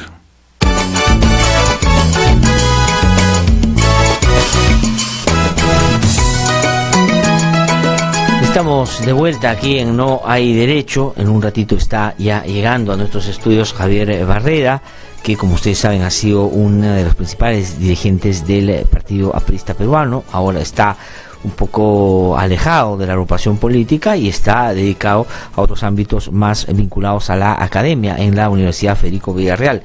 Vamos a conversar con él en un ratito sobre varios temas, pero quisiera, a pedido de algunas personas que nos están escribiendo, sobre todo en el WhatsApp, esto que yo mencioné hace un instante, y tiene que ver de cómo se construyen las políticas públicas. ¿Qué cosa es la política pública? Es la respuesta concreta a un problema que se ha identificado de manera concreta también. Es decir, la población tiene falta de acceso a determinados servicios, entonces una política pública lo que tiene que hacer es generar las condiciones para que ese servicio no solo llegue, sino llegue con la calidad que corresponde y a todos por igual, porque la Constitución dice que somos iguales ante la ley. Para tratar de resumir, porque el asunto puede tener, digamos, detalles, ¿no es cierto? Entonces, cuando yo digo que hay que construir políticas públicas donde el punto de partida sea de que en las sociedades democráticas los hombres y las mujeres tenemos que tener las mismas oportunidades, es ese el punto de partida, y eso es lo que un sector de la política que está bastante ligado, y diría yo en términos políticos y económicos, empeñado a sectores que vienen generando negocios alrededor del miedo y que llaman de el seguimiento de determinadas corrientes religiosas, etcétera, pues han terminado borrando de algunas políticas públicas, de los decretos legislativos que el gobierno ha dado después de que el Congreso le dio las facultades. Pues en por lo menos 7 han literalmente borrado todo el tema de igualdad de género, bajo la lógica esta de que eso puede distorsionar la idea de los jóvenes, de los chicos, y puede convertir a algunos en lo que, en fin, dice la Biblia que no deben ser. Entonces, lo que hay que identificar y saber, y eso me pide la gente, es que trate de diferenciar qué cosa es o cuál es la diferencia entre la cuestión, digamos, el sexo biológico y el género, porque ahí está la distorsión que algunos amplifican o quieren amplificar para tratar de confundir a la población, por supuesto. El sexo biológico es, digamos, lo que biológicamente somos. Los hombres somos hombres y las mujeres son mujeres, porque, digamos, tenemos pene y la mujer se le imagina, así de sencillo. Pero ¿qué cosa es el género? Es la construcción de la sociedad sobre lo que se le atribuye a los hombres y las mujeres. Por ejemplo, las sociedades ahora dicen que las mujeres, o decían antes, deben dedicarse solo a jugar con muñecas. Entonces, jugaban con carros, decían que podían ser o tenían problemas porque parecen hombres. O si jugaban fútbol, decían que no, que eso es una cosa de hombres. Entonces, esas atribuciones, esa manera como se le asigna roles a los hombres y a las mujeres, es, digamos, la construcción de género.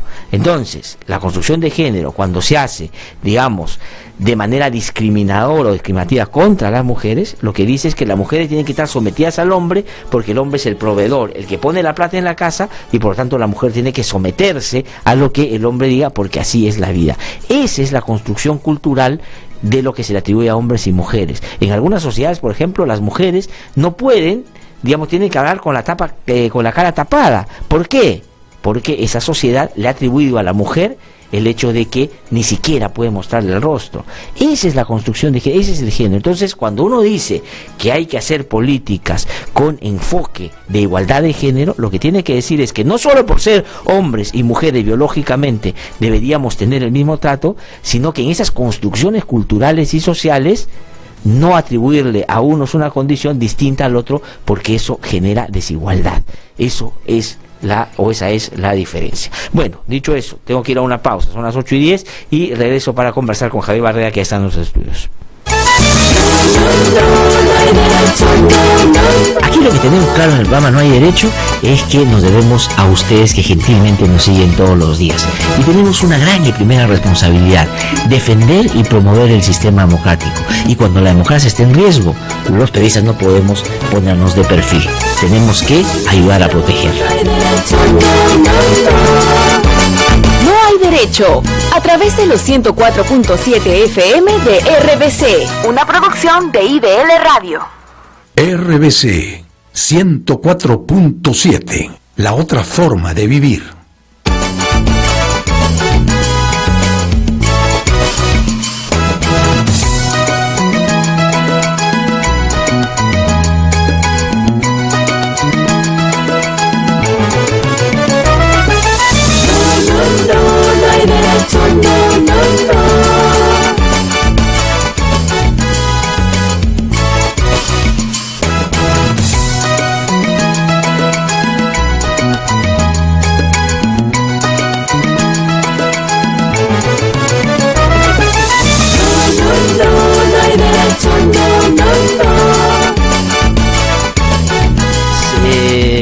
8:12, estamos al aire ya, ¿no es cierto? 8:12 minutos de la mañana, estamos de vuelta aquí en No Hay Derecho, lo anuncié antes de irme a la pausa. Está aquí en nuestros estudios Javier Barreda, él es sociólogo, actualmente es director del Fondo Editorial de la Universidad Federico Villarreal. Acaban de publicar un homenaje a la obra de Javier Tantalián, Historia y Compromisos por el Perú, que yo recomiendo, no lo he leído todavía, pero he leído muy buenos comentarios y creo que vale la pena profundizar la investigación sobre algunos personajes que creo yo aportaron de manera importante a la discusión profunda sobre unos temas que la democracia todavía no ha podido superar, ¿no? Pero, digamos, debo decir la segunda parte de la presentación de Javier Barreda, que ha sido dirigente del partido aprista, digamos, estuvo dentro de un grupo, dentro de esta agrupación política que buscó impulsar algunos cambios, algunos no se pudieron hacer, y el APRA dice que está en un proceso serio de reforma o de reconstrucción a raíz del anuncio de Alan García, después de que perdió en la última elección, de que él iba a alejarse. Aunque ahora ya no se sabe si Alan García va a pretender otra vez ser candidato, porque el nuevo secretario general del partido, que además es congresista de la República, el congresista Elías Rodríguez, ha dicho que si las bases lo piden, pues nosotros no podemos negarle a Alan García que vaya por una vez más candidateando por el partido aprista. Señor Javier Barreda, gusto saludarlo. Buenos días. Buenos días, gracias por la invitación y gracias por la referencia al libro de Javier Tantalián, que fue un intelectual que creo que se fue demasiado temprano, ¿no? Sí, pero que estaba produciendo. Sí, yo voy a leer el libro y otro día me comprometo a que nos podamos reunir para conversar justamente sobre eso. Además quiero decir que le acabo de decir a Javier Barreda antes de salir al aire que aquí en el programa los viernes vamos a dedicarle un espacio para difundir algunas publicaciones de, digamos, todas aquellas personas o instituciones, algunas universidades tengan a bien publicar y que consideren que este es un espacio modesto, por supuesto, para poder difundirlo, ¿no es cierto? Difundirlo, porque si yo creo que algo falta es profundizar en el debate sobre no solo lo que somos como país, sino lo que tenemos en tanto posibilidades se nos presentan para ir mejorando también entre la convivencia entre nosotros mismos. Y es un debate, gracias, donde todas las voces no están completas, ¿no? Hay muchos autores que podrían decir muchas cosas sobre el tema del censo, ¿no? Y otros temas más, que creo que hay una comunidad epistémica no convocada a debatir muchas cosas, ¿no? Sí, además, por ejemplo, para entrar por este tema, ¿no? Sobre el censo, usted que es sociólogo y trabaja políticas públicas, además, claro, la discusión se ha dado por lo que la gente, y con razón, ha identificado como irregularidades, la violación de esta joven es tremenda. Terrible. Y, digamos, deberíamos tomarnos un tiempo también para empezar a discutir sobre la utilidad o, digamos, el uso de lo que van a ser los resultados. Ahora ya veo algunas voces que más bien plantean que de repente va a tener que hacerse otro censo si es que las dificultades llegan al nivel que algunos especialistas ya están previendo, ¿no? Pero de todas maneras esa tendría que ser una discusión, porque los censos son fundamentales. Son fundamentales, además, yo escuché algunas voces que dicen, hay información que ya la tiene la RENIEC, hay información que tienen los municipios. Mire, yo estoy viendo una encuesta hace poco, hace 2 o 3 días, que emitía un periódico, creo que era de Ixos, en el cual el 85% o el 80% de las construcciones son hechas con el albañil o el maestro de obras, o sea, son informales. Sí. Entonces, decir que la municipalidad ya tiene un catastro, eso no existe. O sea, tienes que salir a campo, una gran jornada. Yo discrepaba mucho con el tema del voluntariado, ¿no? Creo que ese es un tema, yo conversaba con unos encuestadores sobre la posibilidad también de hacer unos procesos de encuestas en la universidad, y me decían que el voluntario como encuestador es muy difícil de que tú puedas matizar, hacer un tamiz positivo de la información que recoge. Hay que profesionalizar un poco más las encuestas y los censos, así se ahora, sobre todo cuando esto se hace cada 10 años, sobre todo en el Estado debería gastar lo que tiene que gastar. Además, te digo una cosa, Laxer, tú tienes, tienes 280.000 CAS, tienes cerca de 25.000 chicos en beca 18, tienes 300.000 estudiantes en universidades públicas. Me estoy refiriendo al sector humano, el recurso humano que está en alguna relación positiva con un beneficio público, que han podido ser convocados de diversas formas para que hagan el censo profesionalmente. O sea, yo tengo mis 2 hijos, Javier de 18 y Diego de 16 años, los 2 han censado, uno es universitario y el otro no. Pero yo decía, mi hijo, ¿y por qué fue el menor? Porque el mayor lo llamó, porque faltaba gente. Pero yo decía, ¿cuántos becarios hay? En el 2007, cuando yo estaba viceministro de Empleo, coordinamos con la gente de ProJoven para que se hagan a censar. Y fue importante porque participaron y eran chicos que tenían una responsabilidad porque el Estado les daba una beca de estudio. Entonces no era con que tú los obligas, sino que induces a que con mayor responsabilidad un contingente importante de peruanos que tienen un recurso público que les ayuda a vivir o a estudiar, den un día, ¿no es cierto? 2 días, una en formación y otro en el campo mismo del censo, levantando información. Ahora, pero digamos, también hay que reconocer que el 2007, cuando hicieron el censo, ustedes, o el INEI en ese momento que estaba a cargo el señor Renan Quispe, fue el que planteó el censo de un día, cuando, digamos, lo que había funcionado antes era el censo continuo, que se hacía, digamos, en el transcurso de un mes, justamente para poder censar a la gente en su despliegue cotidiano. Pero el informe técnico que se recibió en el 2007 del INEI y de gente de planta sobre el censo que hizo el señor Matú era bastante negativo, ¿no? Sí. Bueno, digamos, porque Matú, que estuvo aquí el otro día, dijo que claro, que lo que él planteaba no cuadraban con la idea que Alan García tenía sobre las cifras de su gobierno, pero le siguieron, y eso creo que hay que reconocerlo, le hicieron una persecución legal tremenda. Alan García lo denunció, lo acusó públicamente, dijo que tiene que ir preso, que ese sujeto... Digamos, y Alan García, digamos, no expresa sino más. Yo creo que ahí tendría que haberlo. Yo creo que el señor Matuy sobre victimizó, ¿no? Si lo estaban persiguiendo, que lo hostigaban. Bueno, es un tema que el juicio terminó recién en el 2015. Mira, Láser, ya bueno, es un tema que. No, sin duda, no es el tema principal, pero lo que quiero decir es. Y creo que hay alguna cosa importante. Impertinencias terribles del jefe del censo, ¿no? Del jefe del INEI, ¿no? El señor Aníbal Sánchez. Que fue el segundo jefe de Renan Quispe. Claro, en la época del 2007. Es eso, ¿sabes lo que pasa ahí, Laxer? Y creo que es un llamado de atención al gobierno y a todos los gobiernos. Cuando tienes gente en puestos de confianza muchos años, te rutinizas. Y crees que porque salió bien en el 2007, ahora sale con un poco más de recursos, mejor en el 2017. Y no es así. O sea, el país cambia todos los días y el gestor público, el que es de puesto de confianza, tiene que estar motivado permanentemente y ser chequeado, o sea, es decir, vigilado. Y ahí yo creo que se rutinizó el INEI. Claro, si no se cae en la inercia de solo dejar, digamos, que flotar. Por eso el Estado no camina muchas veces, porque tiene mucha gente, muchos años en algunos puestos. Pasa el gobierno que pase, estaban con nosotros, con Humala, están con Toledo. Entonces, ¿qué pasa? Yo creo que hay mucha gente que es muy buena, tiene que regresar al sector privado y después volver al público. Porque si tienes gente en el mismo puesto por muchos años, yo creo ahí hay un tema de rutinización. Claro, ¿no? Pero cuando uno va al privado y regresa al público, también, digamos, puede haber esta puerta giratoria, digamos, que se le ha acusado en a algunos muchos temas. De, digamos, y eso vigilarlo. Digamos, de hecho, a este gobierno se le acusa de ser un gobierno, digamos, donde ese es uno de sus principales conflictos. Claro, el tema del aeropuerto Chinchero da cuenta justamente del amiguismo con el que se enteraron. Y además de eso, porque también la lógica privada es otra. Yo creo, no te digo que sea la lógica privada la pública, sino que si estás en el sector público, refréscate y después regresan en los puestos de confianza. Creo que ese sería un alineamiento importante que debería asumirse todo gobierno. Tampoco hay que pontificar lo privado. Recuerden ustedes, hicieron la reconstrucción en Pisco y pusieron al señor Fabre como que venía de la Confiepa además para que desarrollara todo eso y terminó, digamos, siendo y que está sufriendo en algunos casos, y esto es para debatir lo que Pablo de la Flor está denunciando, que las regiones no caminan, que también me parece una presión importante, pero también hay que ver desde el lado de las regiones, ¿no? Claro. Si uno ve realmente el presupuesto en inversión pública Glaciar, el 73% de la inversión pública está todavía en el gobierno central. En el fondo hemos tenido una descentralización de responsabilidades sin recursos. Entonces esto hay que debatirlo. Creo que debería haber una descentralización fiscal. Yo creo que y además yo creo que hay que sincerarnos con los gobiernos regionales, con las instancias que conocen el tema, el gobierno central, la PCM tiene una secretaría de descentralización ahí, y evaluar, bueno, qué cosa es realmente descentralizable. ¿Qué cosa tiene que ver con gestión pública nacional y descentralizada con las regiones y los bienes locales? ¿Y qué cosa retorna al sector, al gobierno central? Yo creo que no todos los males están en las regiones. Bueno, acá en Lima hay hospitales que no funcionan y están en Lima.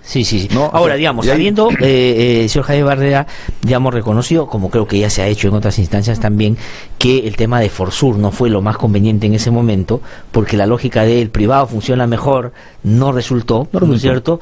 ¿Cree usted entonces, por lo que acaba de decir, que el señor de la Flor está, digamos, como siendo la reedición de algo que no funcionó bien. Entiendo, ese es su punto de vista. Es que Enforsur tuvo un problema con las instancias subnacionales. Sí. ¿Y qué es lo que está ocurriendo ahora también? No, por eso, pero digamos, para decirlo en términos más coloquiales, el señor Pablo de la Flor es un poco el Fabre de ese momento, para hacer la comparación, porque la gente está preguntando, bueno, si ese es el anuncio que ustedes, o sea, digamos, esa es la apreciación, pues lo que habría que buscar es corregir eso inmediatamente para no caer en el mismo problema. Yo no conocí bien la biografía de Fabre, y más que en paz descanse, que él haya estado en el sector público.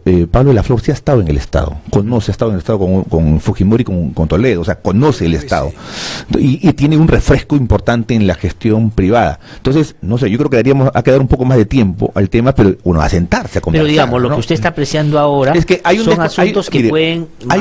Hay una desconexión entre la gestión pública central y la gestión pública descentralizada. Incluso en el censo, ¿cuál ha sido la participación de las regiones en el censo? De los municipios en el censo. No, y esa es otra cosa que no se discute. Ahorita hay un censo corriendo, que es el censo rural. Y nadie se preocupa de eso. Y además hay otra cosa, el CISFO, que es el sistema de focalización de hogares, se ha armado en el MEF hace mucho tiempo con una larga encuesta, fue en el 2006-2007, pero su alimentación permanente es gobiernos locales. Ahora, mire, yo considero que siempre hay que hacer política, pero en este momento, más que una interpelación, yo creo que los grupos de los partidos que están en el Parlamento, los sectores públicos, deben dar alternativas a cómo solucionar el impasse que ha ocurrido. Bueno, pero digamos, eso dígale a sus colegas del APRA, porque ellos son los principales que han estado empujando la salida de Sánchez, y además... No, yo creo que la salida de Sánchez es inevitable. No, ya, de acuerdo, eso, que voy es... Sánchez le quedó muy largo el tema... Esto es tema de Acuña, terrible. Mira, no solamente porque era una universidad que podría haber una base de datos, sino que yo no puedo poner como sello final del proceso del censo en un hogar un sticker de una universidad que, con todo respeto por lo que estudian ahí, su dueño no está muy bien visto en el tema de la objetividad del dato. Es un plagero. Entonces, es un error.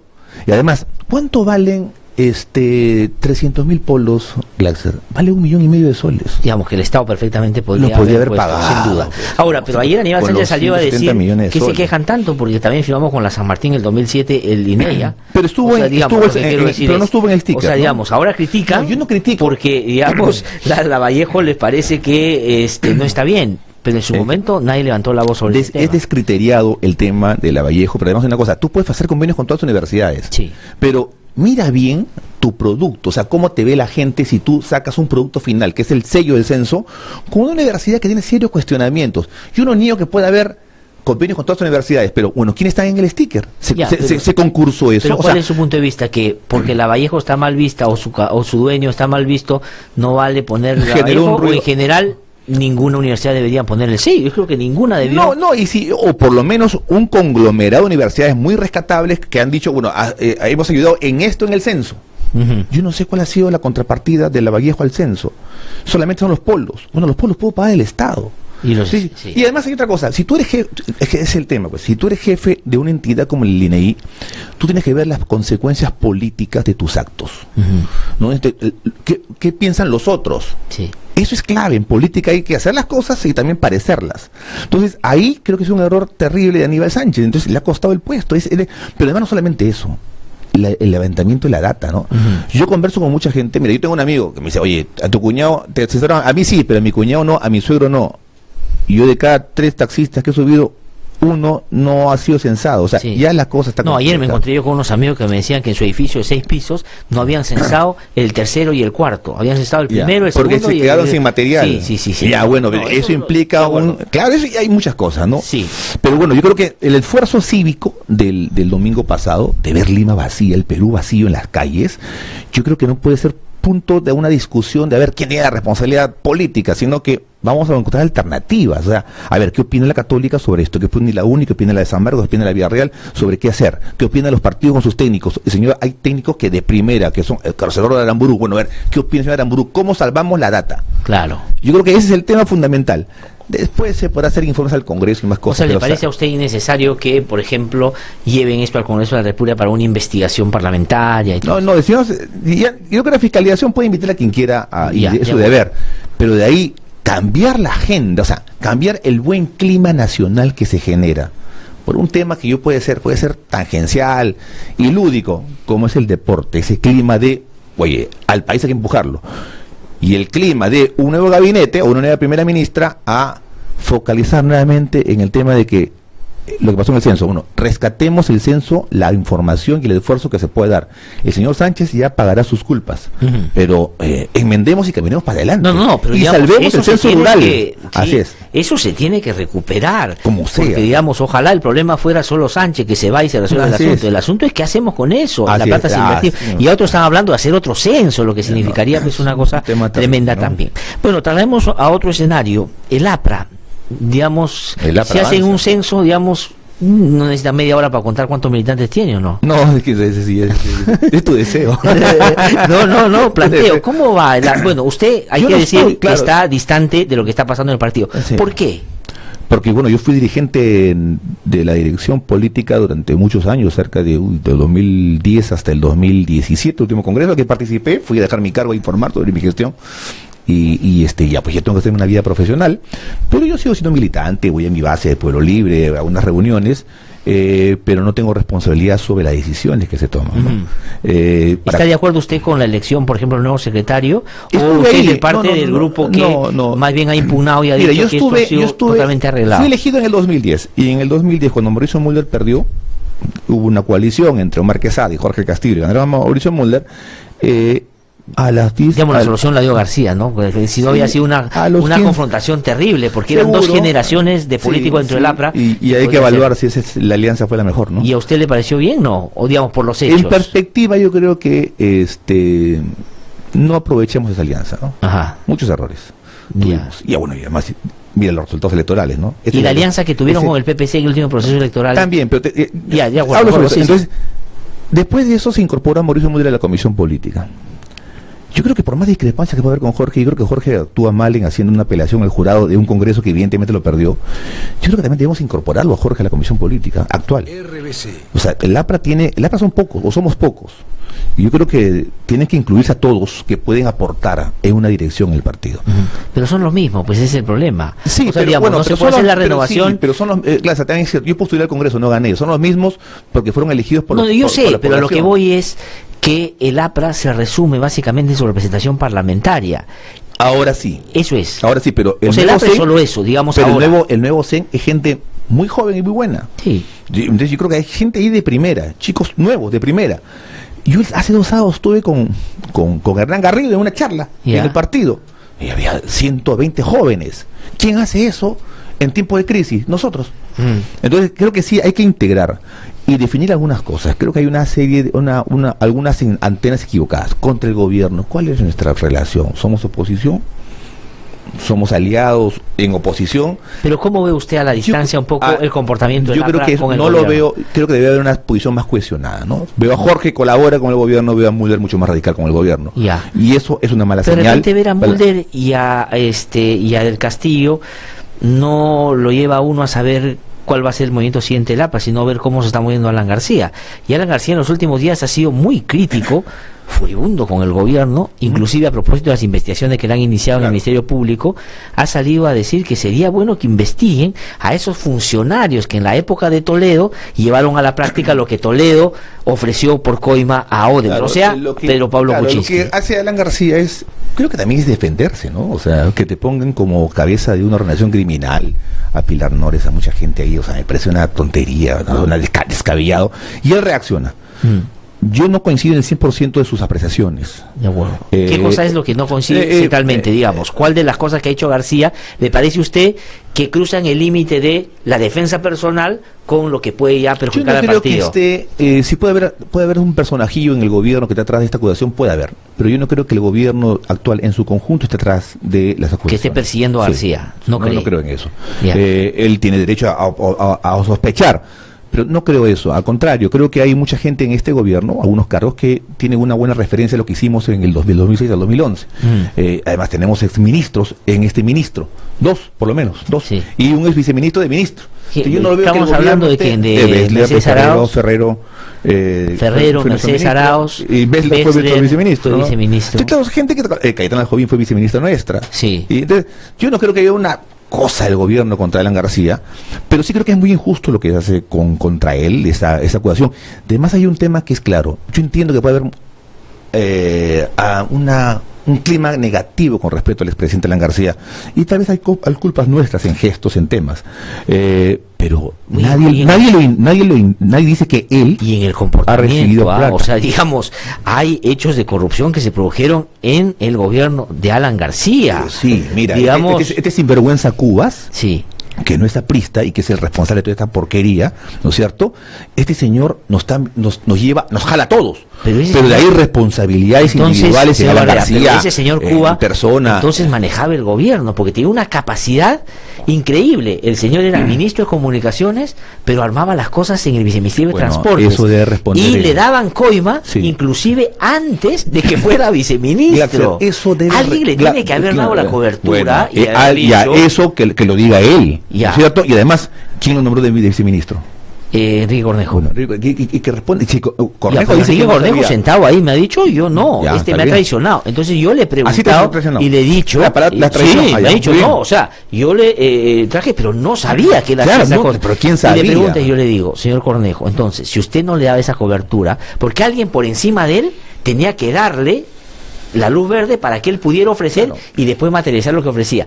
Y le pregunté yo, y le dije, pero por encima de usted solo estaba el presidente. El presidente, o Cuba era hombre el presidente, me dijo, no sé.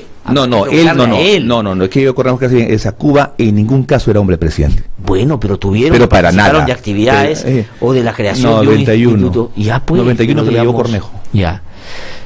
O sea, es hombre Cornejo, Cuba. Claro, no digo con eso que Enrique esté metido en el de acuerdo. Yo creo en la honestidad. Así es, o sea, claro, o sea, para nada. Incluso, mira las fotos, las imágenes de la campaña de Enrique Cornejo en el 2014 en la Municipalidad de Lima. Ajá. Su jefe de campaña, ¿quién era? Cubas. Sí, pues. No era un alanista ni era prista.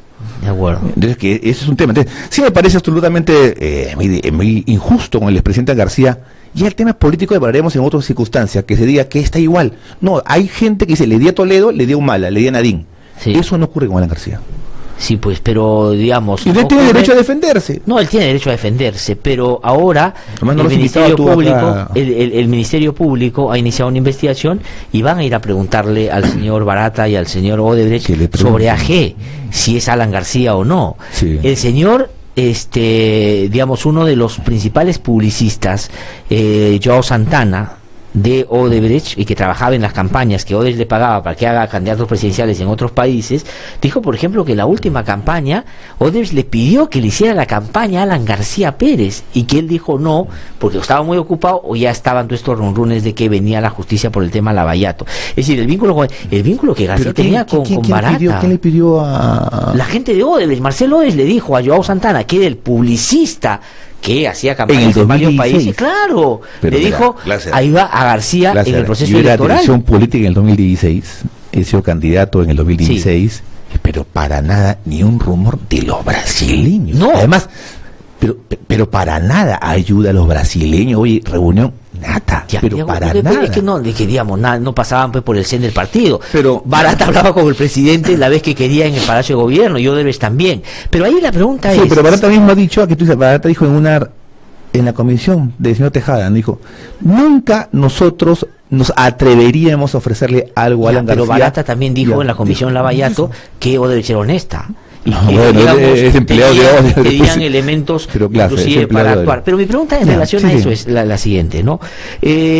Alan García tenía un particular interés con el tema del tren eléctrico, por lo que fue su primer gobierno, y fue un símbolo, digamos, que se le achacaba a él que, no de corrupción, de que ineficiencia, de que no lo hizo. Y hasta donde he escuchado a gente decir que Alan García tenía disposiciones claras para que el tema el tren eléctrico no tuviera problemas ahora. Entonces, en esta última versión, cuando ya lo terminaron, ¿no? Pero entonces la pregunta es ahí, si él hablaba con Barata y Barata le estaba pagando a Cuba, ¿cómo es que Barata nunca le dijo a Alan García, oye, tus funcionarios me están cobrando cuando tú lo que dices? Muy mal el señor Barata, ¿no? Pésimo. Sí. Pésimo, pero yo creo que le engañó a Alan García, ¿no? O sea, Barata engañó a Alan García. Yo le dije, nunca me atreví a decir a Alan García estas cosas. Lo dijo. Sí. Pero sí, o sea, yo creo que Odebrecht es terrible, ¿no? Lo que he hecho terrible. Porque inclusive engañaba a todo el mundo, ¿no? O sea, ¿cree que Odebrecht engañó a Alan García? Es decir, que tenía un doble juego con él, que negociaba este tema, por lo bajo, y que Alan García iba y le pintaba la maravilla y que no tenía ningún problema. Hasta ahora es eso. Hasta ahora los hechos indican eso. Ajá. Y si los hechos se encaminan a que todo si los hechos se encaminan, no, por eso, eso lo va a hacer investigación. Claro, que se investigue. ¿No? Pero que se investigue bien, ¿no? Ya, pero la pregunta es, ¿por qué Alan García entonces, si es que quiere que se investigue bien y que se hagan las cosas debidamente, lejos de colaborar con la justicia, va y quiere meter un amparo ahora para que se bajen el trabajo de un fiscal, como hizo antes con la megacomisión, pero escucha, para que claro, no se utilizara lo que sobre los temas juzgados, un ciudadano tiene derecho a reclamar ciertos abusos de la instancia que lo juzga. ¿Cuál es el abuso ahora? Si recién lo están investigando. ¿Tú no crees, Glaxer, disculpa con que te haya dicho, oye, pero tú tienes una investigación que va a comenzar en el año 90?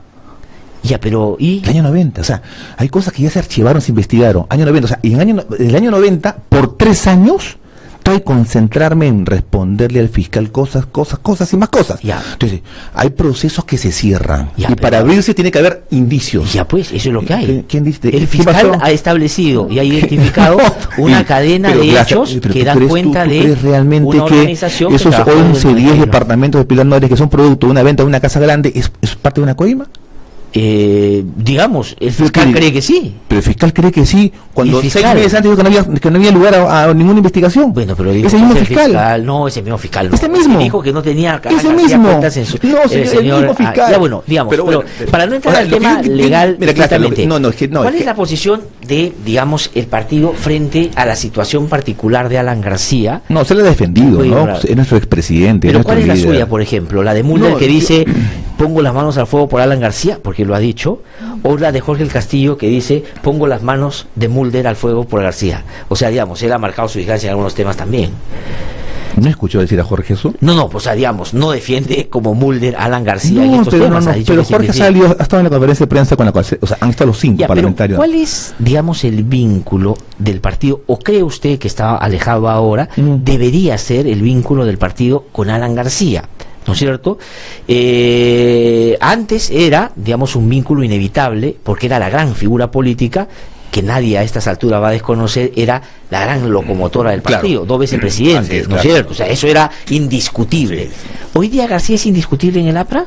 Creo que sí, todavía, ¿no? ¿Sí? Es indiscutible, es considerado. Pero esto es presidente, ¿no? Esto es presidente. Pero creo que si Alan García ha dicho que él no se va a dedicar más a la acción política y presidencial, porque según él su estrella se apagó, creo que el partido debería, y en este caso también Alan García, elegirse un equipo técnico jurídico permanente, que vea el tema de él y de los demás compañeros acusados injustamente, a mi entender injustamente, ¿no? Pero el resto del partido tiene que comenzar a hacer una campaña ya más política, programática, ¿no? O sea, pero alejado de la figura de García. No alejado, sino dividir las funciones, guardas separadas. Pero Cornejo, por ejemplo, se ha tenido que ir del partido porque él dice que planteaba un cambio en el partido.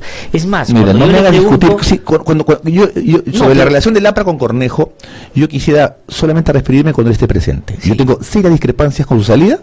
Creo que fue su salida inútil, fue un escape hacia afuera pero absolutamente si absurdo. Un día para que puedan conversar y debatir acá. Pero la pregunta es la siguiente. Él lo que dice es que él quiso hacerlo desde el APRA y como no pudo, se tuvo que ir. Y que cuando anda por la calle, una de las cosas que hace la gente es saludarlo por haberse ido del APRA, porque justamente hay una percepción bastante negativa, en particular de García, por temas vinculados a corrupción, que no se puede esconder, digamos, y usted... Pero Enrique, ¿no? con lo inteligente que es bastante fresco, ¿no? Porque el principal responsable de todas estas cosas es su viceministro. O sea, yo me voy del APRA, pero yo le dejé la cosa ahí, el viceministro prista, que no es prista, que los medios de comunicación hablan que es prista, y que fue que recibió la coima con toda esa banda que estaba abajo de él. Ajá. O sea, la banda estuvo debajo de Cornejo. O sea, que la salida de Cornejo puede ser una coartada política para... a mí me parece política, una cosa muy injusta y desleal de Enrique Cornejo hizo el partido, porque además una cosa, si yo fuera Cornejo me quedaba en el APRA. Sí. Porque con las circunstancias hubiese sido un referente importante, un gran candidato de un partido serio a la alcaldía de Lima. Digamos, ¿cuánto? 6% en la última elección. Y eso que se juntó con el PPC. O sea, que si no se juntaba, de repente sacaba menos. No, si no nos juntábamos, creo que sacábamos más. Sacaban más. Mucho más. O sea, fue un error eso. En perspectiva, creo que fue un error. No, fue un error. Porque he conversado con muchos militantes que se desenchufaron y simpatizantes se desenchufaron cuando hicimos la alianza con el PPC. Pero una cosa importante, Enrique, que hay que decirlo, Cornejo fue jefe de la campaña, la parte programática de la alianza. ¿Y después qué? O sea, digamos, es el responsable. Percy Tauber y Cornejo hicieron el plan de gobierno. Ya, de acuerdo. Y trabajaron todo el plan de gobierno. Sí. Hasta el final. ¿No? Entonces, pero bueno, yo deseo a mi partido lo mejor, y yo creo que hay mucha gente importante que puede asumir responsabilidades. Hay una camada nueva, claro, no se ve porque hay 5 parlamentarios que en su labor destacada tapan a muchos tal vez, pero sí, los 5 parlamentarios deberían tener una posición mucho más coherente con respecto a temas públicos, creo yo. De acuerdo. ¿Qué significa eso concretamente? Una línea. Ya, pero digamos, yo veo que hay 3, 4 líneas, hasta 2, 3, 4 líneas. Y bueno, está claro, la de Velázquez, que quién es ser un anexo del fujimorismo. Ha dicho, no tanto, alianza estratégica. Javier Velázquez, que quién, le han acabado el apellido. Pero está bien, pero mira, está bien, pero tú para que un gabinete tenga su respaldo en el Congreso requieres que el voto de los fujimoristas. Y Javier es consciente que el fujimorismo es una mayoría. Ya pues, pero en eso lo cual hay que conversar. No, pero no es fujimorista Javier Velázquez. No, Javier parece, ¿no? No, pues, pero esa es tu percepción muy subjetiva. Mi lectura política dice posición política antifujimorista. No. Mi posición es esta. El fujimorismo tiene número, ¿ya? Y el APRE en el Congreso tiene habilidad, destreza política y tiene objetivos políticos, pero necesita votos porque tiene como 5. Dirían en las ciencias sociales, el fujimorismo es cuantitativo y el APRE es cualitativo. Yo creo que en el actual Congreso sí, pero nos une una cosa: los problemas de Keiko y los problemas de García en los casos de investigación de corrupción. Y ese sí creo que puede ser el manto que va a cubrir esos actos para que no les pase nada. Por eso que García creo que está preocupado porque la política la tiene más o menos controlada, pero empiece a escaparse de las cosas en la justicia y por eso mira, Alan García no está. Mira, yo lo conozco y lo veo sumamente confiado en este tema, de que no va a haber nada que lo involucre. Él es aprista, pues no va a decir que está nervioso, ¿no?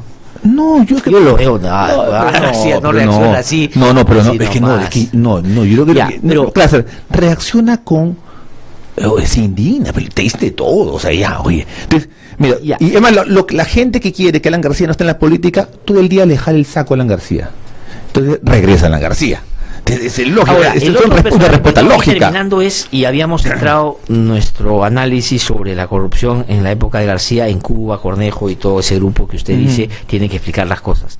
Pero los vínculos de algunos casos sospechosos con Nava, y Nava era un hombre de confianza de García, es un hombre de confianza de García. Sí. Creo que, yo te dije hace un rato, que las cosas tienen que ser y parecer. Sí.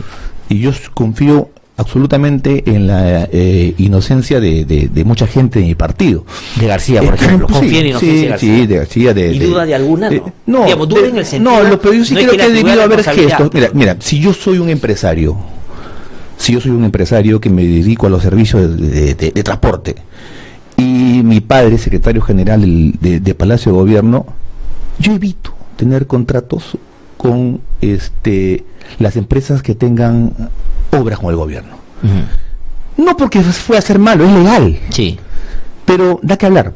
O sea, no nos ayuda. O sea, digamos, los hijos de Nava no debieron contratar. Nunca debieron hacer eso. Pero lo que las investigaciones más o menos apuntan es que los negocios parecía que eran de Nava, secretario general de Palacio de Gobierno, no de los hijos. Mira, yo lo he escuchado yo he visto en un reportaje que ha hecho Cuarto Poder, digamos, se firman adendas con Odebrecht en algunas obras importantes, y eso tiene una consecuencia práctica inmediata, que es que las empresas de los hijos del señor Nava compran más vehículos, se hacen de más contratos. Pero esa coincidencia es lo que... Claro. Pero digo, Nava, para terminar con el personaje...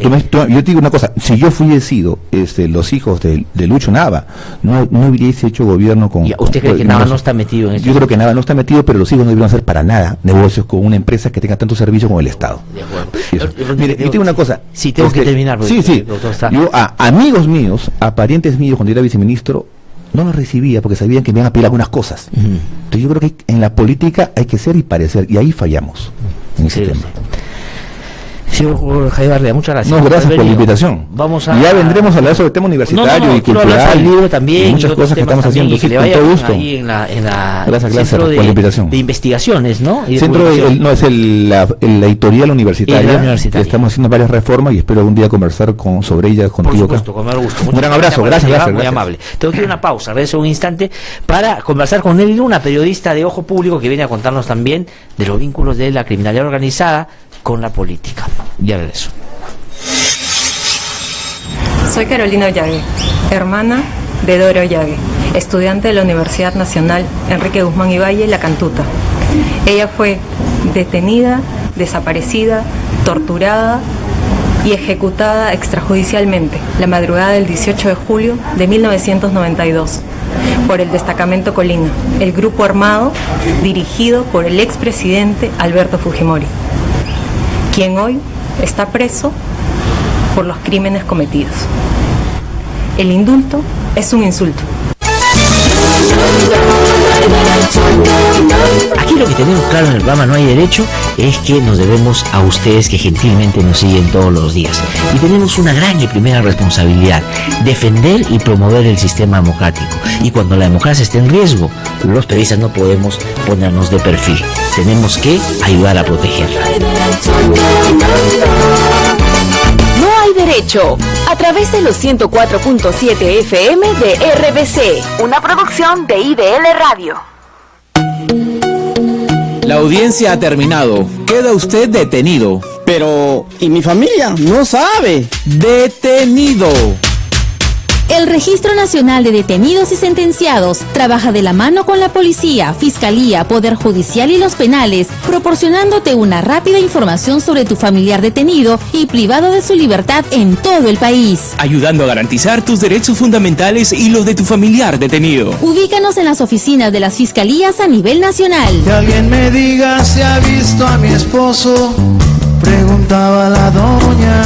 Registro Nacional de Detenidos y Sentenciados. Información para defender mejor tus derechos. RBC 104.7. La otra forma de vivir.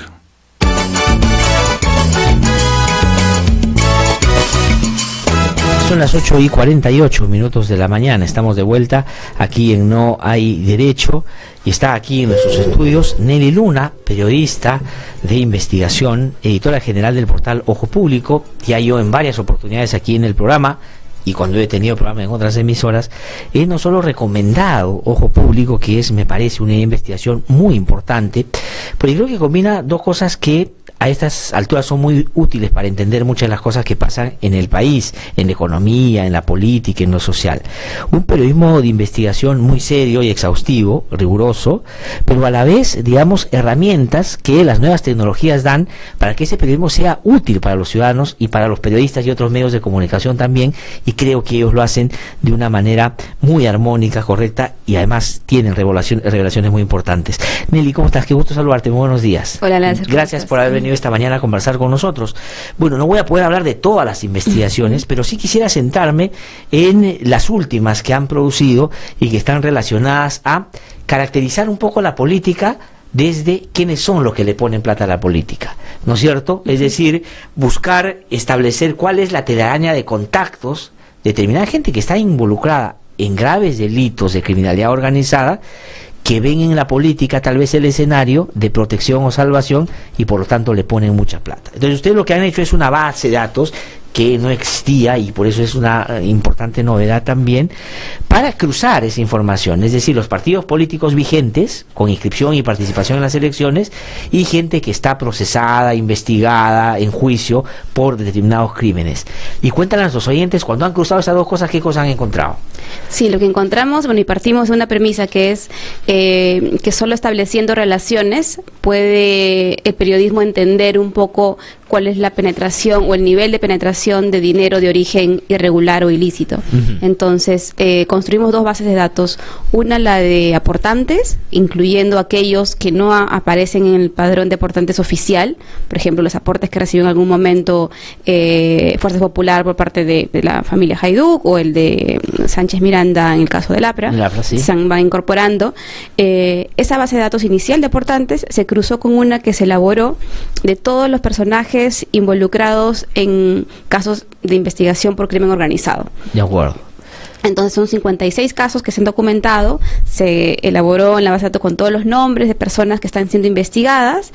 En algunos casos también, a partir de esas personas, se establecen relaciones familiares, con qué otros contactos pueden tener.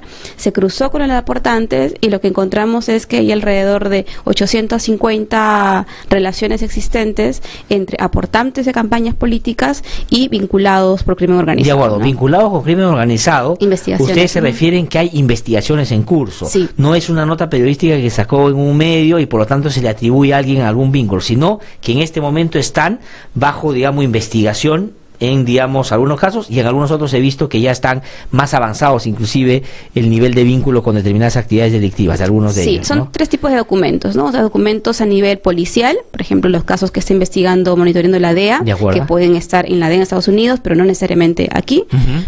Documentos a nivel fiscal y a nivel judicial. Nos hubiera gustado incluso tener, por ejemplo, el Registro Nacional de Condenados, ¿no? Que debería ser público, pero no lo es. Eso es increíble, ¿no es cierto? Porque es una cosa que se ha ofrecido tantas veces, de publicar quiénes son, no solo, digamos, para las investigaciones, sino en general para, por ejemplo, las contrataciones del Estado con personas que no tengan una condena. Es una cosa increíble que esto no esté al alcance de los ciudadanos. Pero ya, entonces, cruzan esa información y ¿qué encuentran? Lo que se encuentra son que hay alrededor de 20 millones de soles que han ingresado en los últimos 10 años, que es el periodo que se ha analizado, 10 años de financiamiento en partidos políticos, y que estos 20 millones de soles están asociados a este tipo de aportes de personas incriminadas.